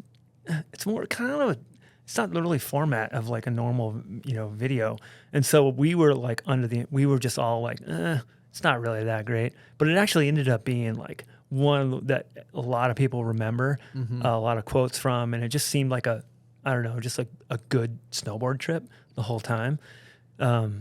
So yeah, I think we immediately saw success out of it. The fight and struggle was actually just getting people to buy into it in the beginning. That was a tough part. Trying to get sponsors to think different, to brands to be like, hey, like we're going to invest in this little company that's coming out called Robot Food. You're like, what? Like, I mean, no one was on board really. I mean, we were selling it a little bit. And then it wasn't until like Burton, I think. And then we like had UCN and then Travis was blowing up and then, and then everyone was like, okay, all right, well, we're in. Once Burton, I think, put their stamp of approval, like, okay, we'll give you money, then everyone else kind of followed suit. Who came up with the name Robot Food? It's a great fucking name. I don't actually, I think it might be debatable. I'm not sure, but I remember first hearing it from Jess Gibson.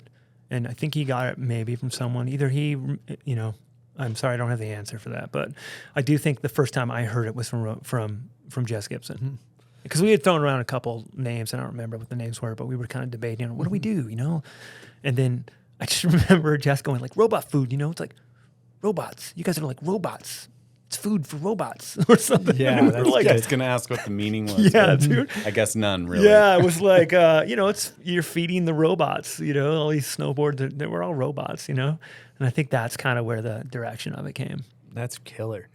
Now around that time with Parker, I think about the afterbang part, and that's when he had the K2 Muska ripoff board, and that's my favorite video part ever of all time is Travis Parker afterbang, because you have this blend of like, Pierre did such an incredible job of like handheld digicam of like him backflipping into a bush, follow it right up with a cab 9 nose on a jacker, and then like some weird Misty spinning around on top of a trash can. Like it's just Misty song, and like he had the board around that time. I mean, that seemed like just a special era to be around that.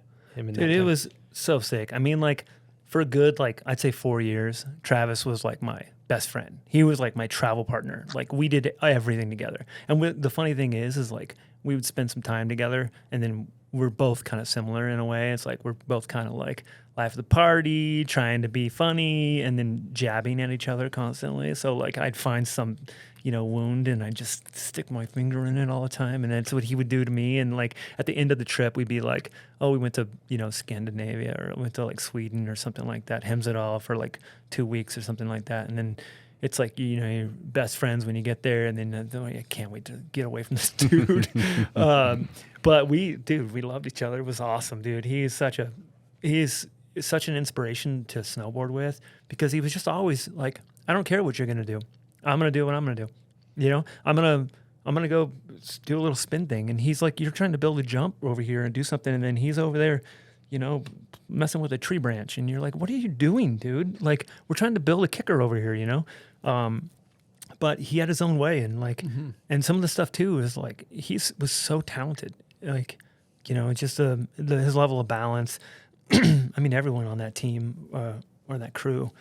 I mean, Louis Fountain, the balance. I mean, insane. You should get him on here. But anyway, I think that Travis was. He just did his own thing, and it was really cool to watch. It kind of paved his way in a time where things were starting to get really kind of like cookie cutter. Agreed. Yeah. Yeah, that couldn't have been said better, really. Also in that era too, one thing I'd have a note to talk to you about is, I don't know if you call them fakie front flips or switch front flips. What do you call that trick?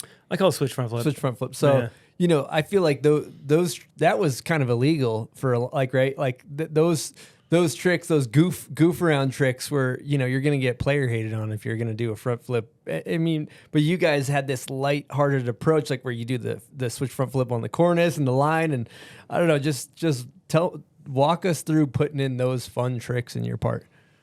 I think it's just like, I'm a big advocate of, and I think this is a problem nowadays. It's like, I have a motto I kind of run by. It's like, just because you can do it doesn't mean you should. And there's a lot of people out there that should kind of check themselves, I think, about that. But for me, it's like, when you're doing it right, it's like, you're just fucking around. Like, that's the biggest thing about that stuff. It was never serious. I wasn't like, I need to get a front flip in my part, like, that was never part of it. It was always just something that was like, this would be so stupid on this, and it turns out funny, and like, and next thing you know, it's like a thing. Like, so I think that, in those, it was never really a conscious effort to be like, oh, I mean, granted, it does take a skill to just pop off the ground and do a flip, but it was never like a goal of that for it to be a trick. Like it's like the example, like the one where I do a front flip and I land on that pillar and Benedict flies into the back. It's like we just always put a level of like joy and just funniness into that stuff. And like that line is at the cornice, it was like kind of getting shitty light and we were just kind of like, and we already hit it. And so we were just like, like, I'm like, hey, film this, it's just whatever.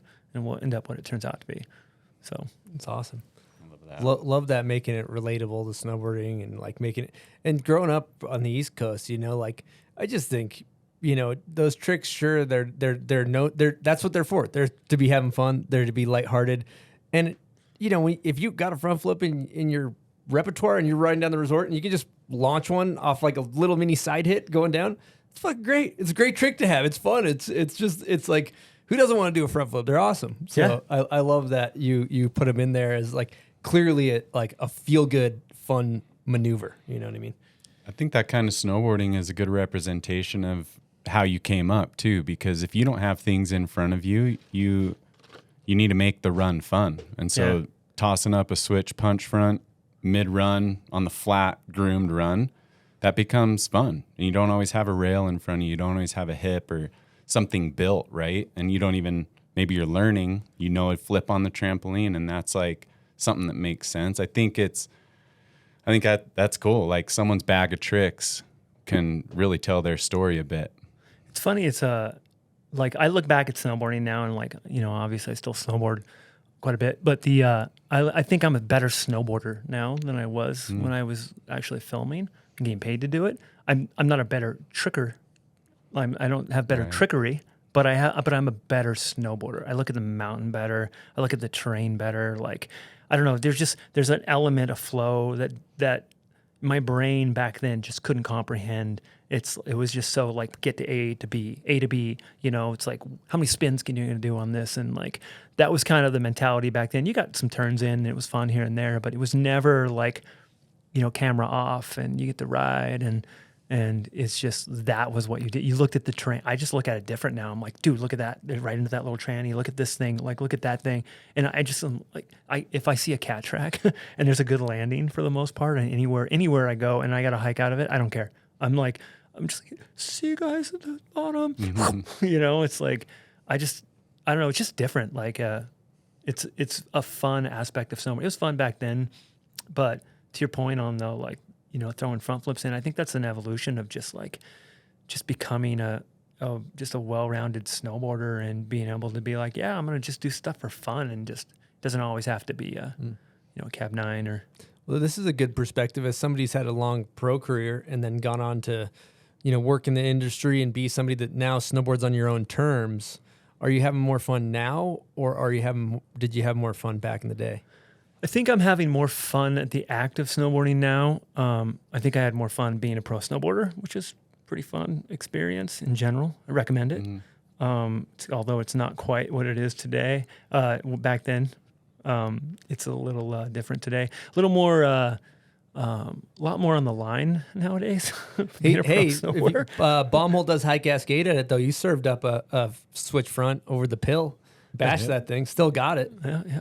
First try. FT. Was that FT? Yeah. FT. First try twice in a row. Yeah. Yeah. 2 to make it true. Done. He did it 2 to make it true. Some things you never forget. I think that'll be one of them. What age do you think you're going to be able to do a switch front tail? Ooh, great question. As long as I can snowboard, I think. Yeah. Maybe you should look for the record on that. Call up Guinness when you're like 80. Yeah. Yeah. I only got 30 more years to go. Oldest switch front. That's actually a good topic, for people that are getting older in their snowboarding. We're not as spry as we used to be when you're 18 and you can just get grenade on anything and you're fine the next day. How do you keep the legs going as you get older? I've just found other ways to it's like I can't go. I think we were talking about this off air. It's like I can't go skateboard every day anymore. It just hurts, So I just find myself doing other things to keep me active. Picked up mountain biking recently. That's man, it's so fun. The only thing that's different though is so you can go snowboarding all day and be like, you know what? how was your day? I was, oh, it was all right. I didn't have a very good day or whatever. Fell a bunch of times. It's like, that doesn't happen with mountain biking. It's like, if you fell, then you had a shitty day. Like, you got fucked up probably, and you got to go to the doctor. Great. Like, that's the only thing. You don't fall a lot, but when you do fall, it hurts. But I've been doing a lot of that, and then I've skating as much as I can here and there, as long as my ankle will hold it. And then I was saying, I probably feel like, relative to my age, I probably feel like I'm in one of the best shapes of my life. And that's basically because I do these like prison workouts, and I'm just as active as I can. And You filling trash bags full of water and doing bicep curls? That's what I heard they do in prison. They fill up the trash bags with water. That's how they use it. That's their resistance. Yeah. So if you're hard up on some weights, Yeah. So that's what you've been doing, or? I've just been doing like push-ups and sit-ups, and all you need is a chair. Basically foundations. Yeah, just something like that, and been doing that like every other day and every 2 days. Any butt naked jumping jacks or? No, I've in my underwear. Sorry, I didn't mean to derail there. Cue in photo. I want to go back to the flow real quick and the way you read the mountain, just to highlight it, because I think it has something to do with age, because things get sore, and like the way impact fills in your head as you approach something, like you start to take note of those things. So do you think that the way you see the mountain and the way that you view yourself as a better snowboarder now has something to do with that? Because you're looking at things that are, like you just said, a cat track to a good landing. Like, you're there, nothing's going to stop you from kind of going over there. Or you're looking at a kicker to a transition to land in. Like, you're always sniffing it out just a bit different than the A to B approach when we were filming and just pro mode. Well, I feel like also too, when you film, you were always just like, you get on, you start at 5 a.m. You got to load your sled onto the trailer. You got to go to the spot. You got to like, all your homies are with you. You're trying to find where a landing. The first thing you find is a landing. Then you try to figure out how to get to it. But I think it's just a little more of a it's more of a process and not so natural vibe to it. Like snowboarding, when I go up on the mountain now, I'm constantly scanning, constantly looking for some type of transition to land on, and at all times. Like I mean. I'm kind of guilty. Well, I would say I'm guilty, but I've Andy Wright, dude. He spent he's been snowboarding forever. He used to be a pro snowboarder at one point for Nitro, and then he got into photography, and now he's one of the most prolific snowboard photographers we've ever seen in the industry. But he didn't get to snowboard a lot. He had, he went on all these trips, and but it was always just he had a backpack on, like a little 60-pound backpack on his back, and so. Now it's like he's one of my homies that I snowboard with a lot, and he is just like a little kid in the candy shop now. I try to pull him off the mountain. He's like, no, I got to get 10 runs in 10. And I'm like, dude, it's crappy out, man. It's like icy. Let's bail. He's like, no, 10.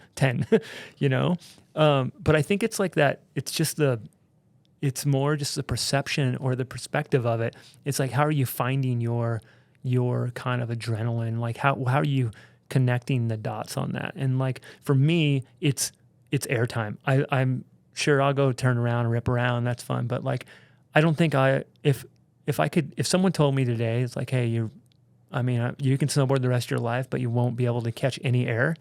I'd probably be like, okay, I'm done in a week.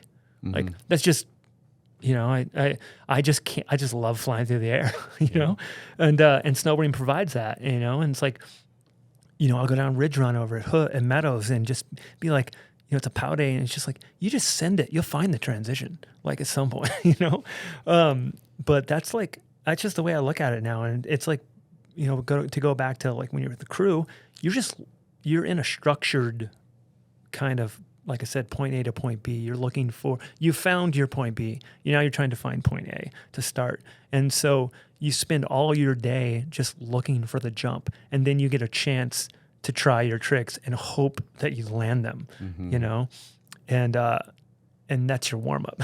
And you spend a total of a minute on your snowboard over the course of the day, riding full speed into a wedge and ejecting off of the kicker. Yeah, there's no warm up. Yeah. The warm up is the slide in, you're slipping. That's the warm up.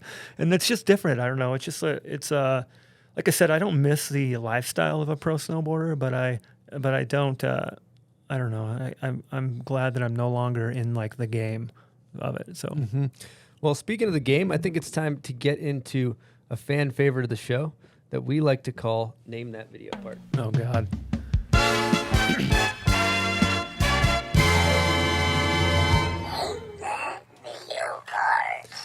Name That Video Part is presented by Woodward. We have Woodward Park City up here in Utah. It's 15 minutes away from Salt Lake City. And they got everything from beginners to top pros. They got big jumps. They got small jumps. They got a bunny hill to learn how to ride. They got mountain biking in the summer. They got parkour if you want to go learn how to do flips into foam pits. They got the kicker into the foam pit if you want to learn fakey front flips. Really great place to go all the way from beginner all the way to, as good as you want to be on a snowboard, BMX bike, mountain bike, skateboard. It's just a great facility for the next generation. So if you're in Salt Lake, be sure to check out Woodward up at Park City. And with that being said, let's get into Name That Video Part. Now, what is your confidence level, Bobby? 0. Oh, it's 0. 0. Wow, I love that. Love that for you. How do you think? Confident 0. Jones, how do you think he's going to do, Jones? I think I'm going to give him. I think he's got it. You think You he's think got I it? got it? I gave him a meatball, I think, but I'm biased. All right, let's see your fate here, Bobby. If this was an email, I'd get it in a heartbeat. What is the sign-off tagline at the end? All right, here we go. Up in the head, bought the chick diamonds and pearls, should have seen the ice shining on the wrist. Is that Justin Benny? Woo! That's correct. Nice. Do you know the I had movie? a 0. You know the movie? Is that is it a Nike film? Yes, Yeah. it is. Congratulations, Nike Never Not, Justin Benny. Get yourself a bomb hole prize Dude, back. you did give me a meatball.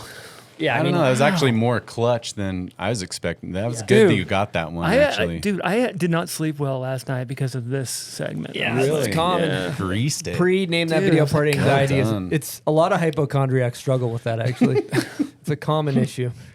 Most Common struggle. most are people come in here like breathing into a brown paper bag. So congratulations, Dude, I am fired up now. Heck yeah. All right, now the rest should be easy. Part 2, name that video part for the listeners. If you know the song, comment on the photo of Bobby on Instagram. We need also. I want to clarify. This is important. I get this because Holden does our social media. He sifts through all this, so he picks the winner. So, he wanted me to say it's really important that you say video and video part, like the rider as well. You can't just do name the rider. It's got to be rider and video. So here we go.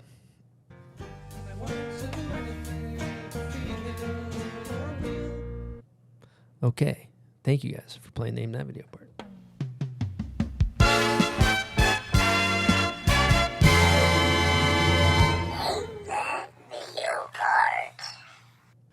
All right, should we hit a smelling salt to keep things going after Name That Video Part? Please. Silk, you want to start it off back there behind the boards? My pleasure. Yeah. Thank you. Nice one. Jones? Oh, it's delicious. Oh my God, Jones goes in, dude. I'd prefer to spend some time in there. Oh my God. Oh my God. Oh God. All right, we're back. Run through a wall smelling salts. Here we go. Bernie.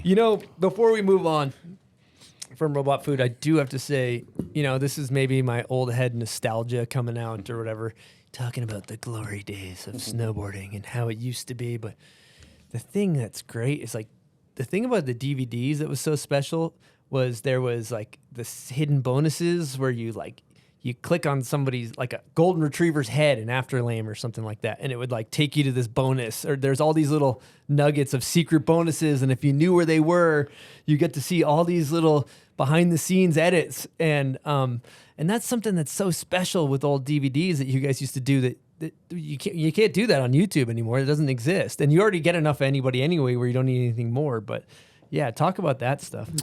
I don't know who actually from our group probably Nemo or something like that, had discovered that you can do these little hidden codes, whatever. But and I remember that at one point these codes, and this was where all of our like junk footage went, right? So all the funny stuff that we thought was funny or whatever, and all the bonus stuff. And I remember this being super coveted. I remember we had like the unlock all code, and it's like you weren't allowed to talk about the unlock all code. Like people had to discover this, and this is like before, like just the internet had really taken over the world, but. I wouldn't say before, but it was like around the time of, say, infancy. It's not as popular till like you can't just find the codes online. Like it was almost like you had to do it through like somebody who knew somebody who had heard of a code, And so there's so much funny stuff on that. And it's like I actually need to go back and look at that stuff. And like one of the things that was probably my favorite skit was just this one. It was called Down by the River. It was just like me, Vile, and Travis Parker. We just went out one day bored in this we were on a road trip coming back, and we were like, oh, this looks like a good spot. Wasn't a good spot, but we just thought like, hey, let's do it. Probably to break up the drive a little bit. But we walked back and we just we're like, what if we're getting basically skunked. So what if we tried to get over this log, over this little river? And it turns out to be one of the funniest things I think I can ever. Like if I have to think about snowboarding, like how much fun I had, it was like that moment of like, this is what like snowboarding's about. Like how much fun you are having in the wilderness with your friends, and it doesn't matter. We're not doing anything crazy, and there's no big tricks or anything happening. It's just the act of hanging with your friends and try to make it over this maybe 10-foot wide river. Like it's not even it's like a stream, and you don't want to fall in it. Arnold was in there too. So Scotty Arnold's there, and dude, like everyone just it's like you had to make it across so you didn't fall in. And Arnie fell in a lot. And Vile fell in too. And Travis and I we were just so like we'd be like Arnie, try to get it, and Vile fell back. I think it was Vile who fell, and he ended up hugging the log, and we were just pelting him with snowballs, like boom, boom, boom, and until finally he had to like let go. But it was just like one of those things. It's just I don't know. It's just one of those key moments in life that was just really kind of fun. Good times, good era. That trifecta of videos, just wow. And then 2005, I basically after Lame, that was it for you, right? Yeah. Well, technically no.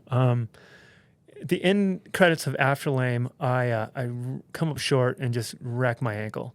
I landed on the knuckle on a back five. Yep. Truck driver. Yep. And just didn't see it coming. Wham! Just slammed my face so hard into my knee, broke my nose, and then chipped a little piece off of a shelf of my ankle. And I went to the doctor. They're like, you should be all right or whatever. But I didn't give it the time to heal. And then two, it just never healed right. So I went out with Neil Proto actually to film one trip. I think we went to Red Mountain Pass, and I just couldn't really ride. It was like, I was kind of there, I was kind of doing it, and I just was like, not happening for me. And then that was kind of it after that. Yeah. Silk D, we got a Patreon question about his transition into the industry, I believe, right? Yeah, we got a question from John Martin. Says, what up, Bobby? What was it like transitioning from pro snowboarder to team manager and working in the industry? Was it easy? Was it hard? I mean, everyone has their own journey, right? My journey was a little different. I think it wasn't. I wouldn't say it was easy. I wouldn't say it was hard. It was like just there was like a learning curve involved, and I kind of just had to learn along the way. You learn a little bit, take a step forward. Learn a little bit, take a step forward. And I think when I had finished, when I was just like, "Yep, that's it," I'm done snowboarding professionally. I'm gonna figure it out. I just knew I'd figure it out. I know so many people in the industry, I'm going to work for somewhere. I just didn't know what I wanted to do. Originally, I wanted to be a graphic artist. And if I was a graphic, and then I had an epiphany one night. I was just like, wait a minute, if I'm a graphic artist, that means I'm going to be like, and I'd been in Nemo plenty of times. And I just look at those dudes slave away at their computers all day long, all day, all night, just working for brands. And just like, they just never leave their computers. And I I didn't see myself in that position after going like traveling around the world constantly. Like I was always on the move, no care in the world, to being put in that position where I couldn't go anywhere. And so marketing seemed like a little bit more of it, and team manager seemed a little bit more of a role for me. But at the point, I had just went off to go dive, and then I got a call from Nemo, who was like, "Hey, Nike's looking for a dude to just go cruise around and do grassroots marketing." And so when I was like, "Oh, sign me up, I'm down." And most of it was just because I'd seen what they've done with SB, and I was like, "Dude, if I could get them to do a snowboarding brand, I mean, there we go." And so for me, I didn't have like a college degree. You know, I was learning life lessons, but I wasn't like, you know, I didn't have a diploma for, you know, marketing. So no degrees at all. So I took the job and then eventually like transitioned into it. And I think it's funny because people would think like going to Nike, you're like, oh my God, it must be so gnarly to go into that environment. But it was at a period when Nike had figured out they'd figured the code, to crack the code, which was they can always hire people with marketing degrees. Like, but you can't hire somebody who's from the culture. You can't teach them the culture. You can teach people to do spreadsheets and marketing plans, but you can't teach them the culture and the authenticity of snowboarding or skateboarding or whatever. And so for me, when I got into that position, they were really patient with me. And so like I had a lot of hiccups along the way, learning things, but I also was really quick at picking up a lot of like strategy, and you know, we sat through everything, through marketing plans and, you know, business plans and strategies, and travel around the world at, you know, talking to retailers, trade shows, like all that stuff. And it just gave me a really good avenue of the lay of the land of the industry. And so that's where I kind of cut my teeth a little bit. And I think that, you know, kudos to them for taking it at my speed. Really wasn't, they pushed me, but it wasn't technically at their speed. It was more my speed. Mm-hmm. That's rad. Yeah. Yeah. Super rad. Wondering about with Nike, the new documentary that just came out, Air. Have you seen that? I haven't yet. It's on my to-do list. I was just curious about, they have the credo of the 10 things Phil Knight came up with in the 80s. Do you know, are you familiar with any of that? Yeah. Yeah. Did they instill any of that stuff in you when you guys were there? There is some things that they're like, yeah, this is, I mean, I don't know. It's like, I tell you what the 10 things are or whatever, but like, you know, they do teach you like, hey, this is how you need to approach things. Like you shouldn't be doing this or that, and you kind of learn along the way of like, oh, and they have weird, and I'm kind of like just all over with this one, but they do have a lot of things where they're like, they are the big business. They are like them and Apple, you know, it's like, you know, they've mastered the art of business and marketing and like authenticity of what they've, you know, of whatever they get into, basically. I think that crack in the code comment is super spot on and insightful from a corporation like that and a company of that size, because that's still, I would say, one of the biggest misses of any company that tries to come in and take a bite from snowboarding. They nearly miss that every single time. Yeah. Snowboarding and skateboarders, we smell bullshit from immediately from far away. And so like if you're hiring people, if you're a big company, you're listening to this, you are hiring people who aren't snowboarders, like snowboarders. There's a difference between being a from snowboarding and being a snowboarder. Like there's a big difference. Huge. Yes. And so like if you're not hiring snowboarders, then you're not going to succeed. I mean, I'm sorry, we're just going to smell your bullshit, and it's not going to work eventually. And then also too, you got to have patience. I think that's a big thing. Everyone just thinks like, oh yeah, it's going to happen overnight, and we're 3 years down the line. I mean, Nike snowboarding only lasted for 5 years, and then they killed it because there's like one person up the chain is like, what? Why are we investing this much money? Like, look at this line. Look at these. Look at the numbers that are here. Like, why are we doing this? Like, we don't need it. We don't need this. But they're just, I don't know. It's just like one of those things where they can be pulled. Your brand can fail in a heartbeat, just based off of just not being authentic or being just, I don't know, phony. You know, It seems like snowboarding. It's smaller than we think. in the sense as at least the people that identify as snowboarders that are like, that's who I am. That's what I do. They know about the characters. They know about the pros. They know about the brands. Not as somebody that goes snowboarding twice a year that owns a snowboard that sits in the garage, but actual snowboarders, right? And so you start a brand. I think it's a harsh reality when you think you're going to get into something and make a ton of money. Like the only way you can really be in snowboarding is a labor of love. I feel like you have to truly love it, because if you're in there with dollar signs in your eyes, it ain't gonna work. No, it's passion pennies. Passion pennies, man. That's great. That's what I've basically lived off of. Yeah, elaborate on that. Keep going. I just think it's general. I mean, you do it because it's you're passionate about it. Like, this is where your heart is. My heart is in snowboarding. Like, I worked for like Nike in DC, and now I'm at We Are Camp. You know, I'm at High Cascade. You know, it's not for the money, obviously. I'm like there because because you care about it and you want it to succeed, and you want to pass on this, you want to usher in this new generation of snowboarding because you are snowboarding. You know what I mean? And that's what, like, for me, I've always just tried to stay in that, like, in that side of it, and just make sure that I'm just connected to it, because, you know, it goes back to what we talked about before. It's like, do you think snowboarding saved your life? For sure it did. And so I want to make sure that it saves someone else's life. You go back to the starting line, like where you started. It's camp. Like, that's a cool full circle story there. And it's, you know, whether you went to camp or not, just that concept of that positioning to learn about the culture, meet people that believe and have the same passion that you do. And then you go on your tour to pro, come right back and kind of give back to the same thing. I think that's sick. That's what I think we should do, our generations. Like, there should be more of us, more of you out there, rather, like, you know, and that's my call. Like, come back, you know? You were an attorney, you were an actual snowboarder, then come back, be an attorney for snowboarding. Like, quit your corporate job. Like, shit's whack, dude. Yeah. It's just money. Yeah.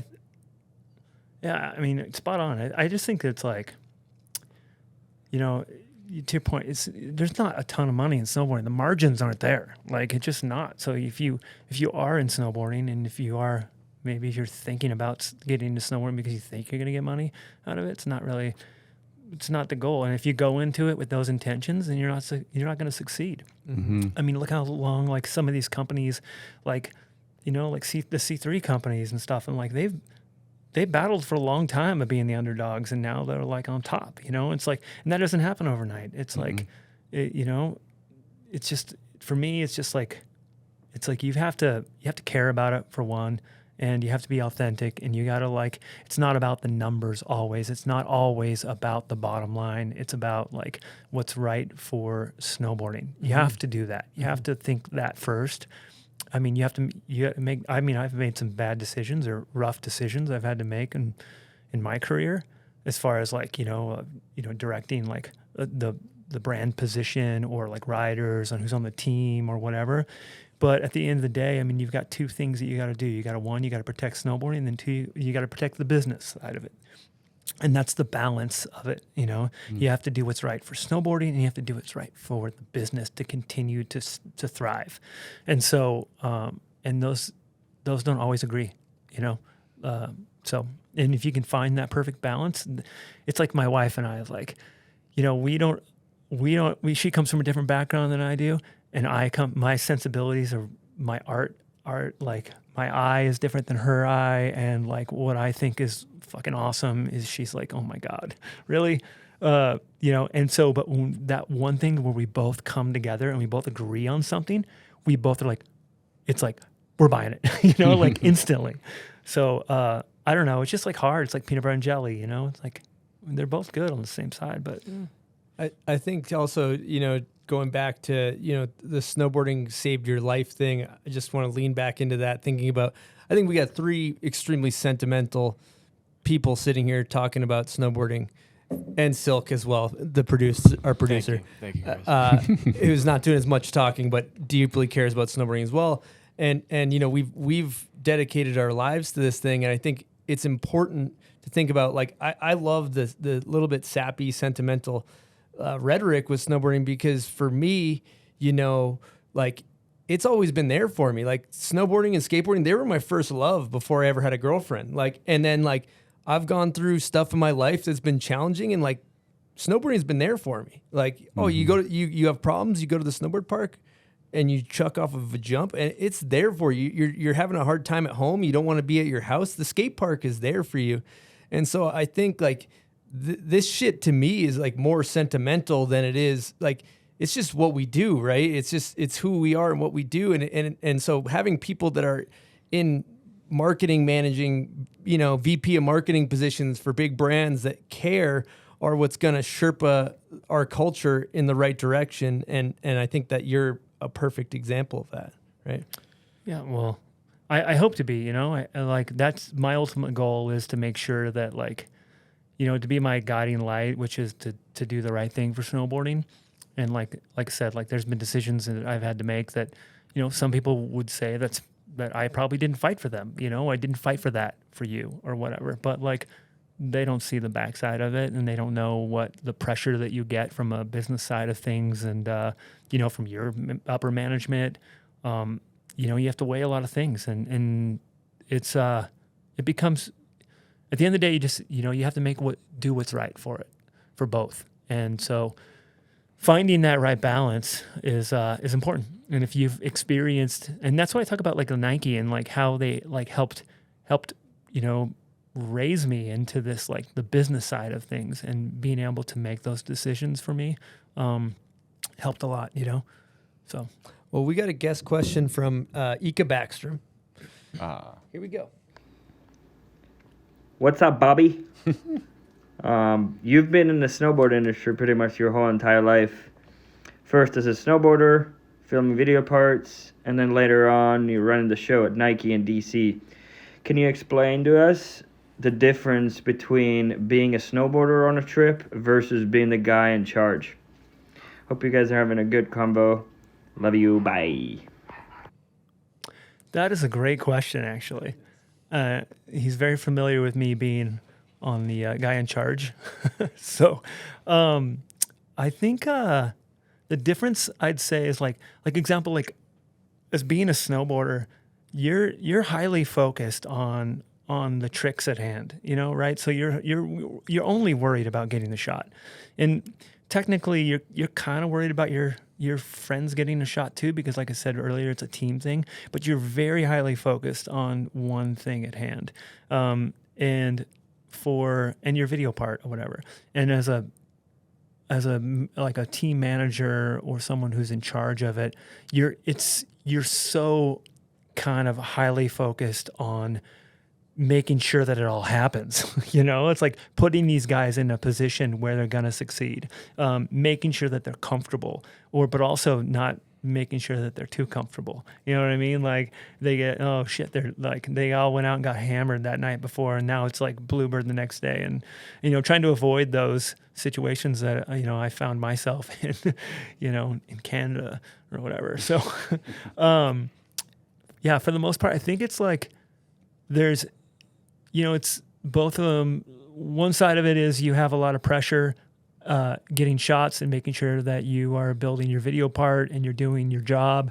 And the other side of that is that you're stressed out about those guys getting their shots and doing their job, but you're also stressed out about the overall bigger picture of the project at hand, which a lot of the times, you know, love all the dudes, but sometimes they just, you know, as a snowboarder, you just look at what's in front of you.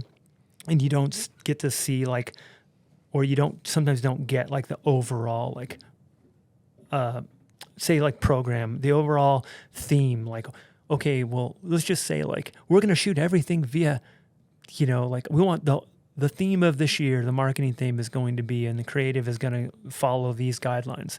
And so, as a snowboarder, you don't care about those guidelines. All you just want to do is get your shots, get your video part, and like that's it. But like as a brand, I need you to get these shots. And so I'm there like battling these guys like, dude, I need you to ride with him in order to get this shot. It can't be a solo shot. I need it to be double, you know, or whatever. So there's like there's that stress involved too. But then also, I will say this is like, example, like I've been homies with all of like, for the most part, every one of our team riders, all the brands. So there is a level of, mutual respect, which is great. But there's also a level of like, I'd say just like, you're having fun too, like you're still living it a little bit on those trips. You're still having a little bit of fun. Everyone used to always tell me like, oh dude, you're a team manager or you're the brand manager for that. And you go out with the team. Those trips must be so fun. Where are you going? And I'm like, in my brain, I'm like, yeah, they're fun. But it's like, if I have to look at the whole thing and I had to ratio it out, I'd be like, it's like 20% fun, maybe 20% fun. And then the 80% is pulling my hair out, trying to get dudes to get up in time to like get out, wear the shit that I need them to wear. Like, deal with the bullshit of why aren't we eating sushi every night? Like why can't we go to the bar? There's just all that. Why aren't we flying business class? Like this, it's just prima donna kind of vibes to it. Oh, for sure. Yeah.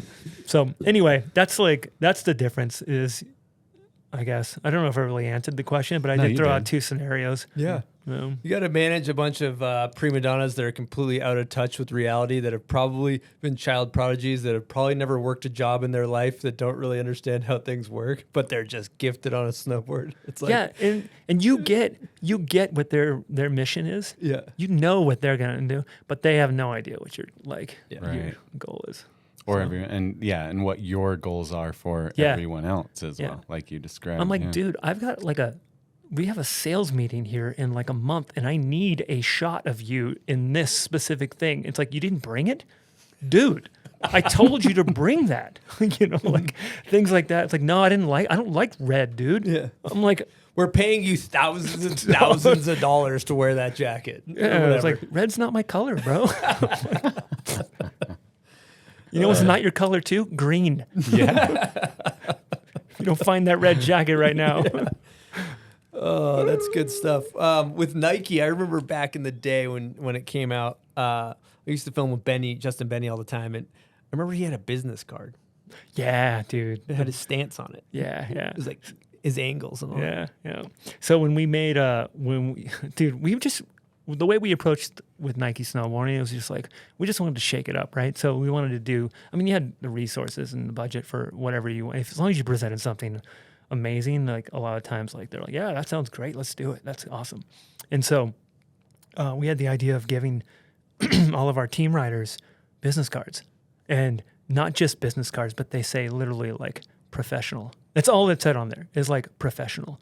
So the one side it said like Nike had their name, their gold foil, and it was like Nike gold foil in black, and then it was like their name said professional on it, and then he flipped it over, and everyone had their own stance, like measured out, like what their stance was. It was pretty sick. Dude, sick. It worked. We were in Omaha on a trip one time, and we were getting kicked out of a spot, and Benny pulls his wallet out, and he hands this security guard his Nike business card, and the guy was just like, "Oh, these guys are legit." Yeah, you guys keep doing your thing. It's all just clean up when you're done. That's amazing. Yeah, that's I did hear that story. I always wondered if it was true. Dude, I still have my box because I got one as well too. It's like I still have like all of those cards on ice. Yours is gold as well. They were all gold. Yeah, all gold. What did yours say? What? Did you have one too? Yeah, I just said professional. Oh no, I think mine said like marketing director or something like that. No, I heard there's a cool story. Actually, not cool. Let me rephrase it. I heard there's a scary story about when a plane early in the Nike days. Oh, dude, this is kind of a scary story, but also like a really trippy one. So I was like, we'd all traveled to Vancouver for it was the whole Nike team, and I think we were on our way. Our goal was to go to Vancouver for the Olympics. I think it's 2010. Going to the Vancouver, and then from the Olympics we were heading off to Switzerland, I think, to do some boot testing or whatever. And we had a stop in Calgary, and so we flew over there, and it was like me, it was Danny Cass and Annie Boulanger on the flight. And it's a pretty big plane or whatever. It's not like those 747 or whatever, but it was a decent size. And we all sit. It's like basically everyone's seated. shut the door, and they're like, okay, blah, blah, blah, make sure, they go through their spiel, whatever. But as soon as they shut that door, it's still docked.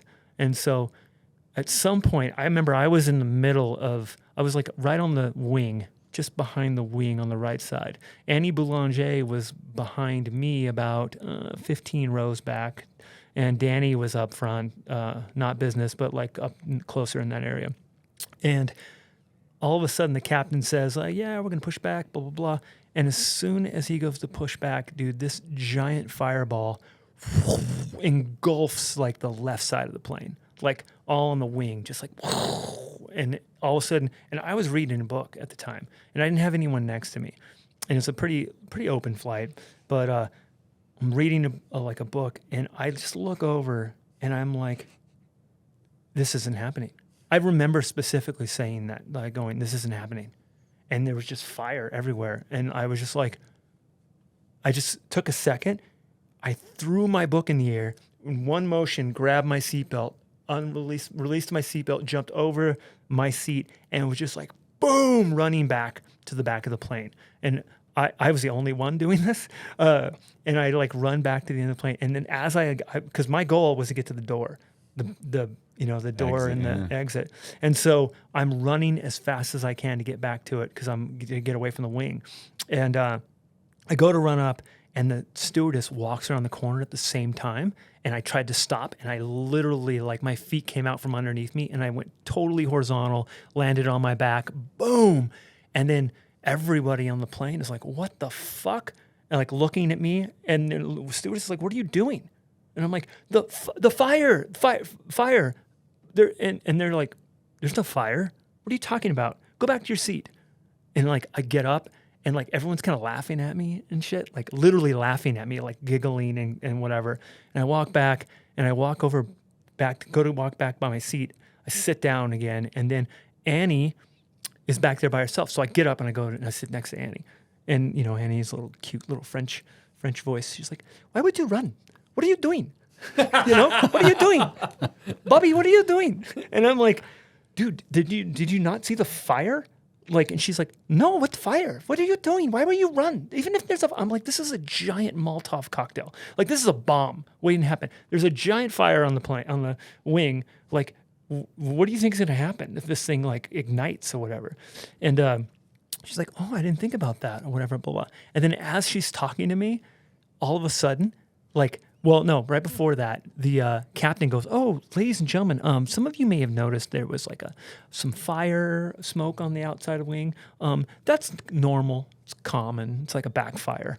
And I'm just like from a car, And in my brain, I am like going fucking nuts in my brain. I'm like, there's no way that this has never happened, and I fly all the time. Never seen this before. And so when Annie's telling me, why would you run? What's going on? And then the captain comes on. He's like, oh, yeah, we're going to back it up again and blah, blah, blah, make sure you're in your seat. And he starts the plane up again. And this time the fire is like double the size. It's you could feel it on your face all the way from the wing way up there. So it's like 30 seats away. I could feel it. People go, oh, like scream. And Annie's talking to me. Same thing. Seatbelt over, run. But this time I get back to the end of the plane, and dude, I'm not the only person this time. Oh. There's like a shitload of people, and they're like screaming, and the stewardess, she's got her like, she's holding the door, and she's pushing people back and going, sit down, no. And I'm screaming at the top of my lungs, like, open the door. And there's like this German dude, and he's going, open the door, open the fucking door, open the door. Like tripping out, and like, it's chaos, dude. It's like full panic. And all of a sudden, I'm like in the back, in the, what do they call it? The galley or whatever, right? So I'm standing there, I'm screaming, and I go to say something else. And as I go to yell something, some dude goes, hey. And I'm like, I just stop and I look, and it's a guy who's sitting, leaned up against the counter, and he's all, it's gonna be all right. He's got a drink in his hand, and he's like, I'm like, what? He's like, it's gonna be all right. It's gonna be all right. And I'm like, and I go to say something to him, he goes, you dropped your chapstick. And I was like, I did. I dropped my chapstick. So I go pick it up, and then all of a sudden, like everything just kind of like went normal. Captain came on, and everyone returned to their seats, and it was just like this weird moment where this dude was just like, "Hey, it's gonna be all right." Just Jedi'd it. Yeah, Jedi total like divine intervention style. Yeah. Just was like, "Hey, you're gonna be all right." But it was like, dude, I'm terrified of flying. I don't like flying, but I accept flying because it's part of my lifestyle. And so like you just deal with it, right? Learn the same with everything. You don't want to do this trick, but you're scared to death of it, but you do it anyway. And so like I approached flying, and that was I've never seen a plane on fire before. It was insane. And so they basically took us all off the plane, and then we got a gift certificate for Tim Hortons for $10. Oh, nice. Yeah, it's pretty nice. Worth But I it. survived. Worth it. Yeah. Wow. Silk, you think that's worth it? Yeah, easy. I'm glad you didn't have diarrhea on that flight.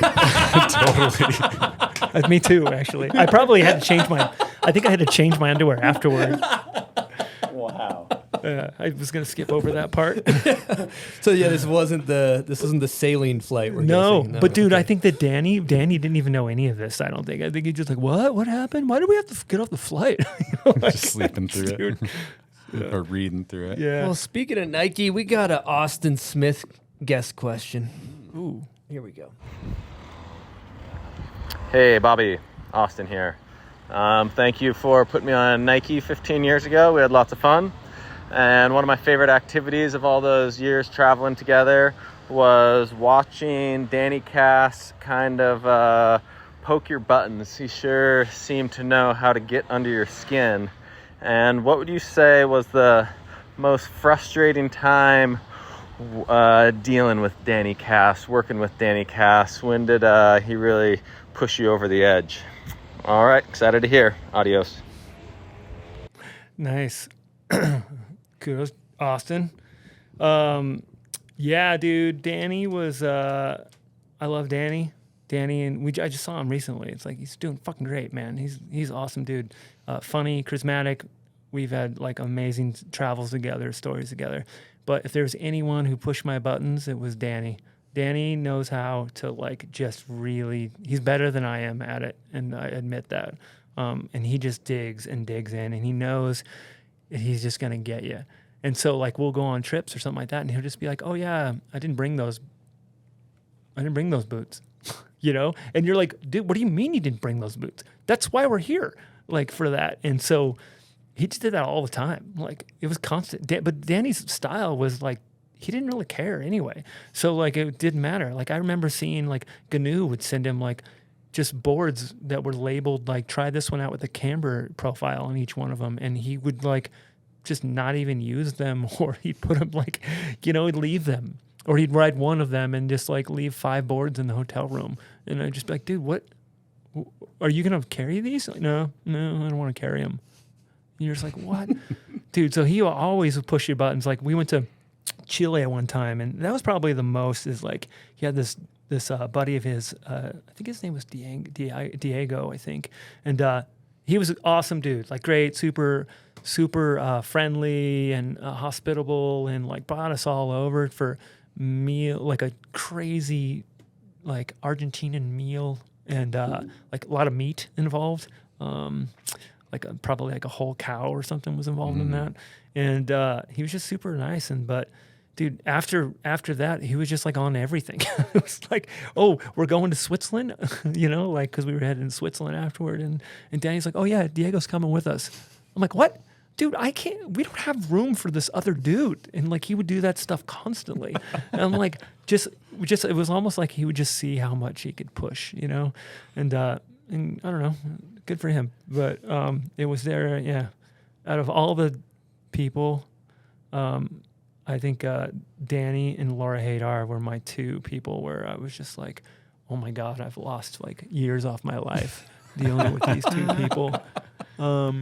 But and remain friends, though, which is so sick. What about Jed Anderson? But too? the thing is I love them. I Yeah. would never even change any of what transpired, because it's just like, one of my big mottos in life is misery makes memories. And like, so every single time there's a little something in me that hopes that something goes wrong.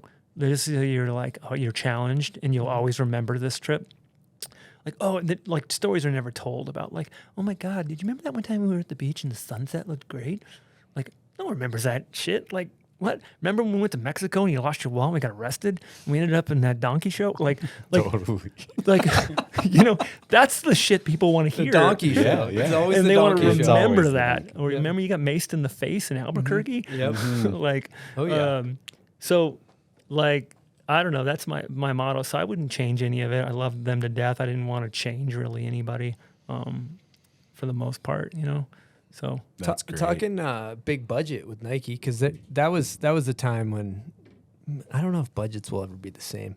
I mean, Jeremy probably got some nice Burton. He probably burned some nice Burton budget, I'd imagine. Oh, yeah. Took some of that budget and just kind of lit it on fire, But Love when it comes to Nike, you don't have to say who. I'm just trying to we're gonna get into some cheddar biscuits here, but maybe what was the biggest Nike contract somebody had?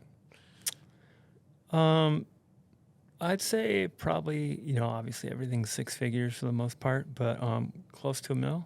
Mm-hmm. Yeah. And then what'd you guys spend on Never Not? Oh, dude, what was the budget on that? I think it was like $1 million. I think something like that.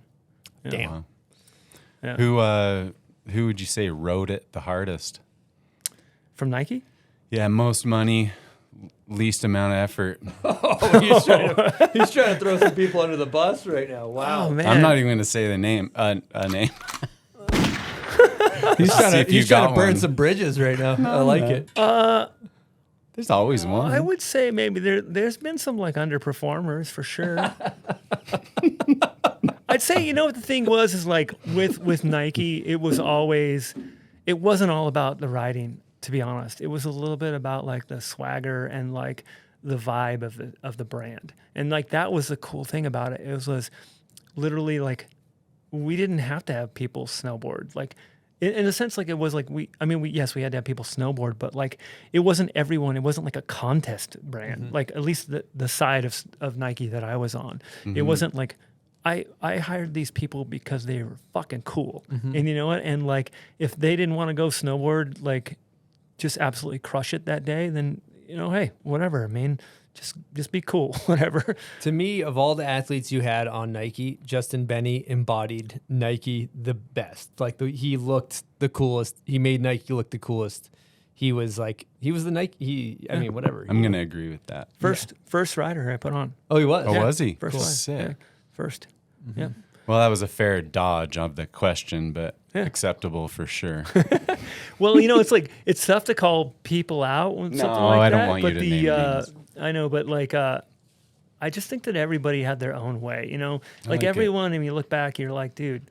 Like even if you look at like Giggy and Nico and they all went through their moments of like not their productive moments, like in a way, and it's fine. Like not everybody has to absolutely kill it every single moment on a snowboard. It's a little bit more about the vibe and their personality and, what else are they doing? That's like like a basketball player. Like, sure, you're great on offense, but what are you doing to stay on the floor, basically? And that's when like some people don't really realize that nowadays. It's like, there's almost like a lost art of the professional aspect of like snowboarding where there's people who want to meet you. There's like shops that want you to come in. There's like, well, there's no more trade shows, but like there used to be trade shows that you'd have to attend, and everybody would just be like, there's just so much. Like, really? Do I have to do that? I'm like, dude, I fucking loved that part. I loved it. I traveled all over the world to do that because like for me, snowboarding wasn't about the act of snowboarding. It was everything. It was the lifestyle. It was the experience, and it goes back to that, like digging myself out of like the shithole that I was in as a kid. Is like how I'm going to relish every experience. If I have a joke too. That I'm always like, dude, give me a plane flight. I'm going. Like if there's a plane flight in my hands, I'm gonna go to one. It doesn't matter what it is. Like I don't care what I have to do or what it is. It's a day. Like let's just say you had to fly a day to Switzerland. Okay, cool. I'm down. Like, and I'm still like that. I'm like instantly. I'm like it's because it's all about experience, and it could be over any minute. So for me, it's about that. And then so with those dudes, like it's I don't know, there's an element that's kind of lost to it. I think that's style. The way you bring in style and address that and put focus to it, I think is really pretty beautiful. I think that's what snowboarding is. It's style, and it's how you represent and showcase snowboarding. And so it doesn't always have to be about the tricks. And you covered that well and with the robot food, and that's what those movies did. They presented style differently, not just a trick style, but a lifestyle, and told the in-betweens. And I think, your attention to that you have in your career, I think is why you're where you're at. I think that's sick. Thank you. Thanks. Yeah. I pride myself a little bit in like, the whole picture of it, and not just being like, hey, it's all about the performance aspect of it. I think that is like something where it's like, that's a nail in the coffin. If you're looking for your brand, if you're like focused on performance, like, that's not really what we're about. We're not about performance. I mean, you want the equipment to perform. That's what you're about. Like, you want that to perform, but you're about, there's a lifestyle that's associated with snowboarding, and it's very much just as important as the performance aspect of it. So, yeah. And with all these experiences, I'm kind of just reflecting, with all these experiences that we're talking about, Jones can relate to this, we can all relate to this, but I love how you're talking about just kind of enjoy the experience as much more than performance too, in the sense that, like, think about so many times where you're out there and somebody's snowmobile breaks down and the weather's coming in and it's a fucking train wreck of a situation, but it's like the banter's fucking through the roof, and it's like we're laughing and we're probably losing our minds, and you remember that, but then there's the person in that situation that's having a fucking meltdown that can't handle it. It's like the Jedis and the ones that can really embrace that experience are the ones that, like, you look up to, and it seems like you have realized that as well. Right? Yeah, man. I mean, that's like also too, it's like goes back to like that behind the scenes shit, right? Like, I mean, behind the scenes isn't covered by like a couple dudes sitting around a table for the most part, like talking about how good their tricks were that day. It's like shit happens, and it's just, I mean, it is what you make it in a way. And a lot of the times a lot of the greatest shit in the world is based off of a shitty situation. Yeah. It usually makes it. Yeah. Yeah. Now, I've got a question for you. There's probably some listeners that are interested in getting into the snowboard industry, I'd imagine, like that maybe don't have the skill set to make it as a pro, but they fucking love it, As somebody that's transitioned into some big wig positions here at in the snowboard industry, what advice would you have for a kid that's trying to make his way or her way in this space? I think the biggest thing is, like, especially if you aren't in a pro snowboarder realm, is you got to surround yourself with the community. I mean, if you're in this and you're just like, oh yeah, like I played soccer my whole life and I'm 28 now, and I'm like, well, you got a lot of work to do, like, to get into, like, it's about, I don't know, just in general, like life is about who you know, in a sense. Like I didn't go to college. I had to, experience, I had to experience the business side of it, like hands-on, and like learn that along the way.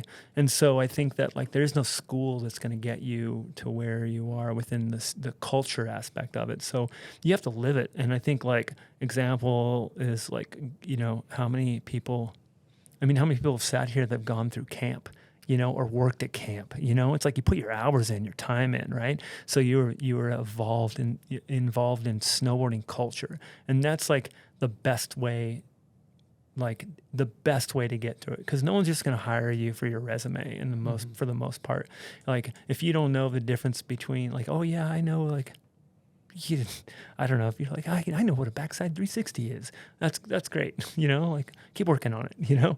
I think that you just have to immerse yourself in it and in the culture, and surround yourself with people who are successful within that culture and within snowboarding. And that goes for anything for the most part. If you're looking for, positions even within skateboarding or whatever, probably ski industry is the same. You gotta live it a little bit in order to really. It's not just about the school resume; it's about the other life resume that you have, and like the recommendations that you're going to get from your crew that you hang out with, or like, oh, what's his name? Oh, dude, who would be good for that?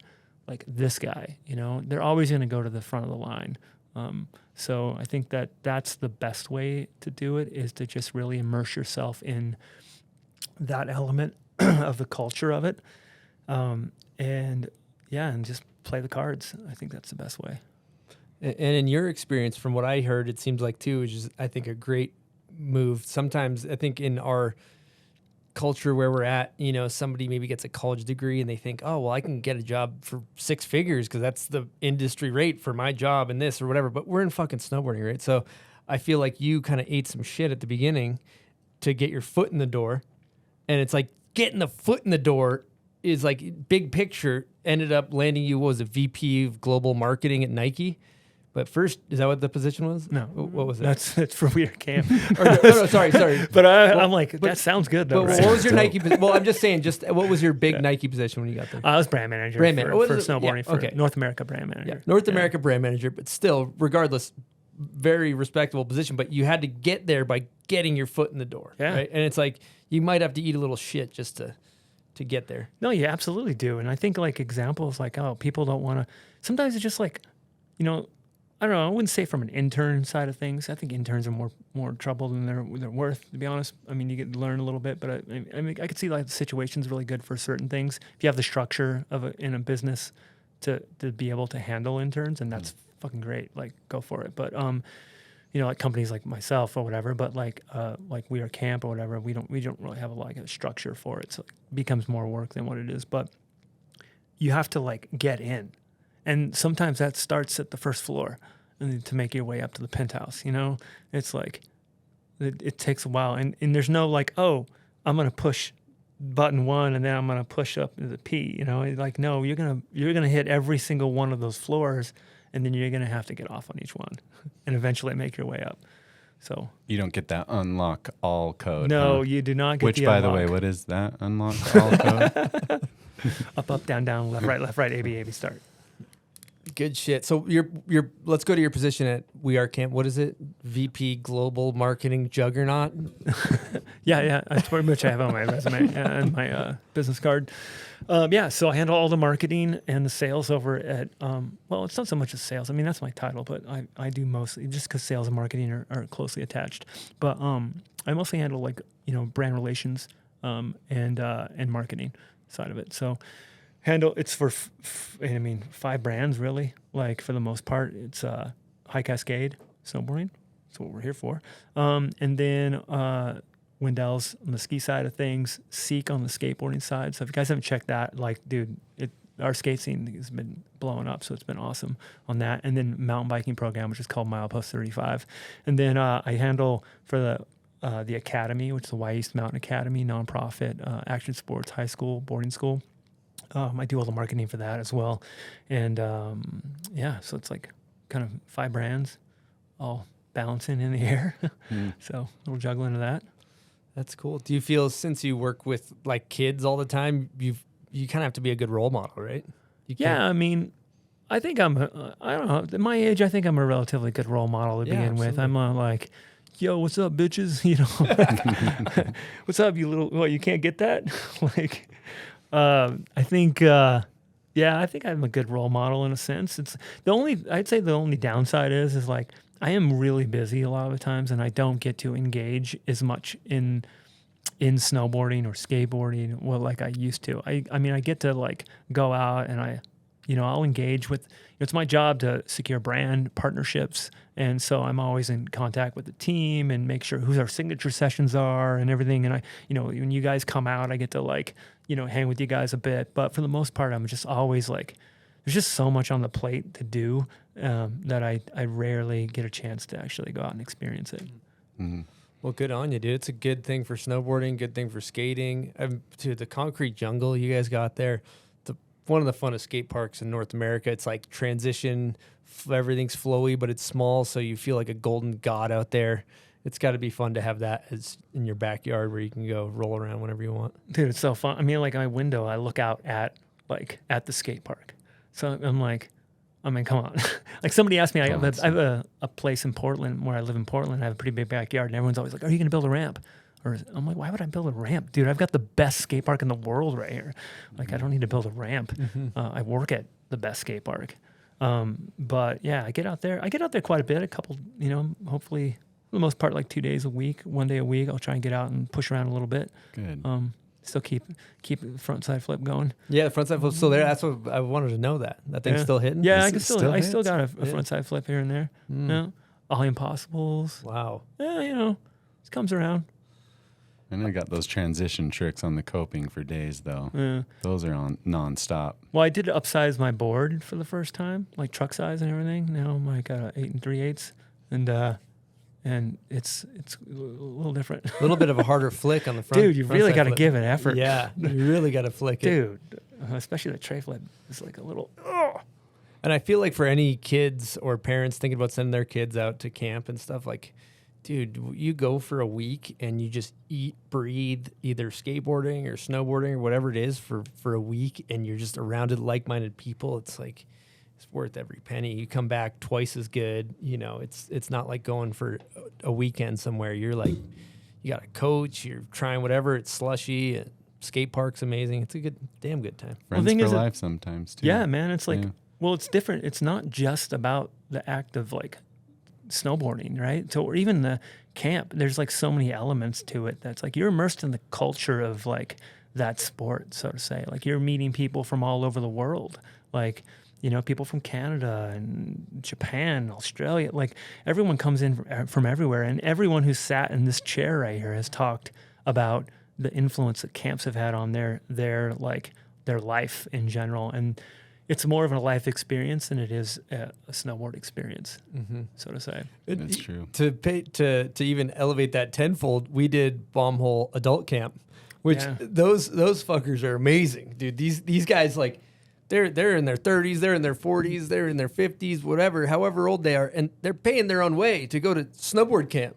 So they're living it up. They're like truly embracing the whole experience, from the mountain to the food to kickball, like everything. It was a real treat to hang with those adult campers this summer out there. It was fucking awesome. Dude, it's so fun. We also have like an adult camp out for skateboarding, 3 days, and you just camp wherever you want. You pop a tent, you bring your own tent.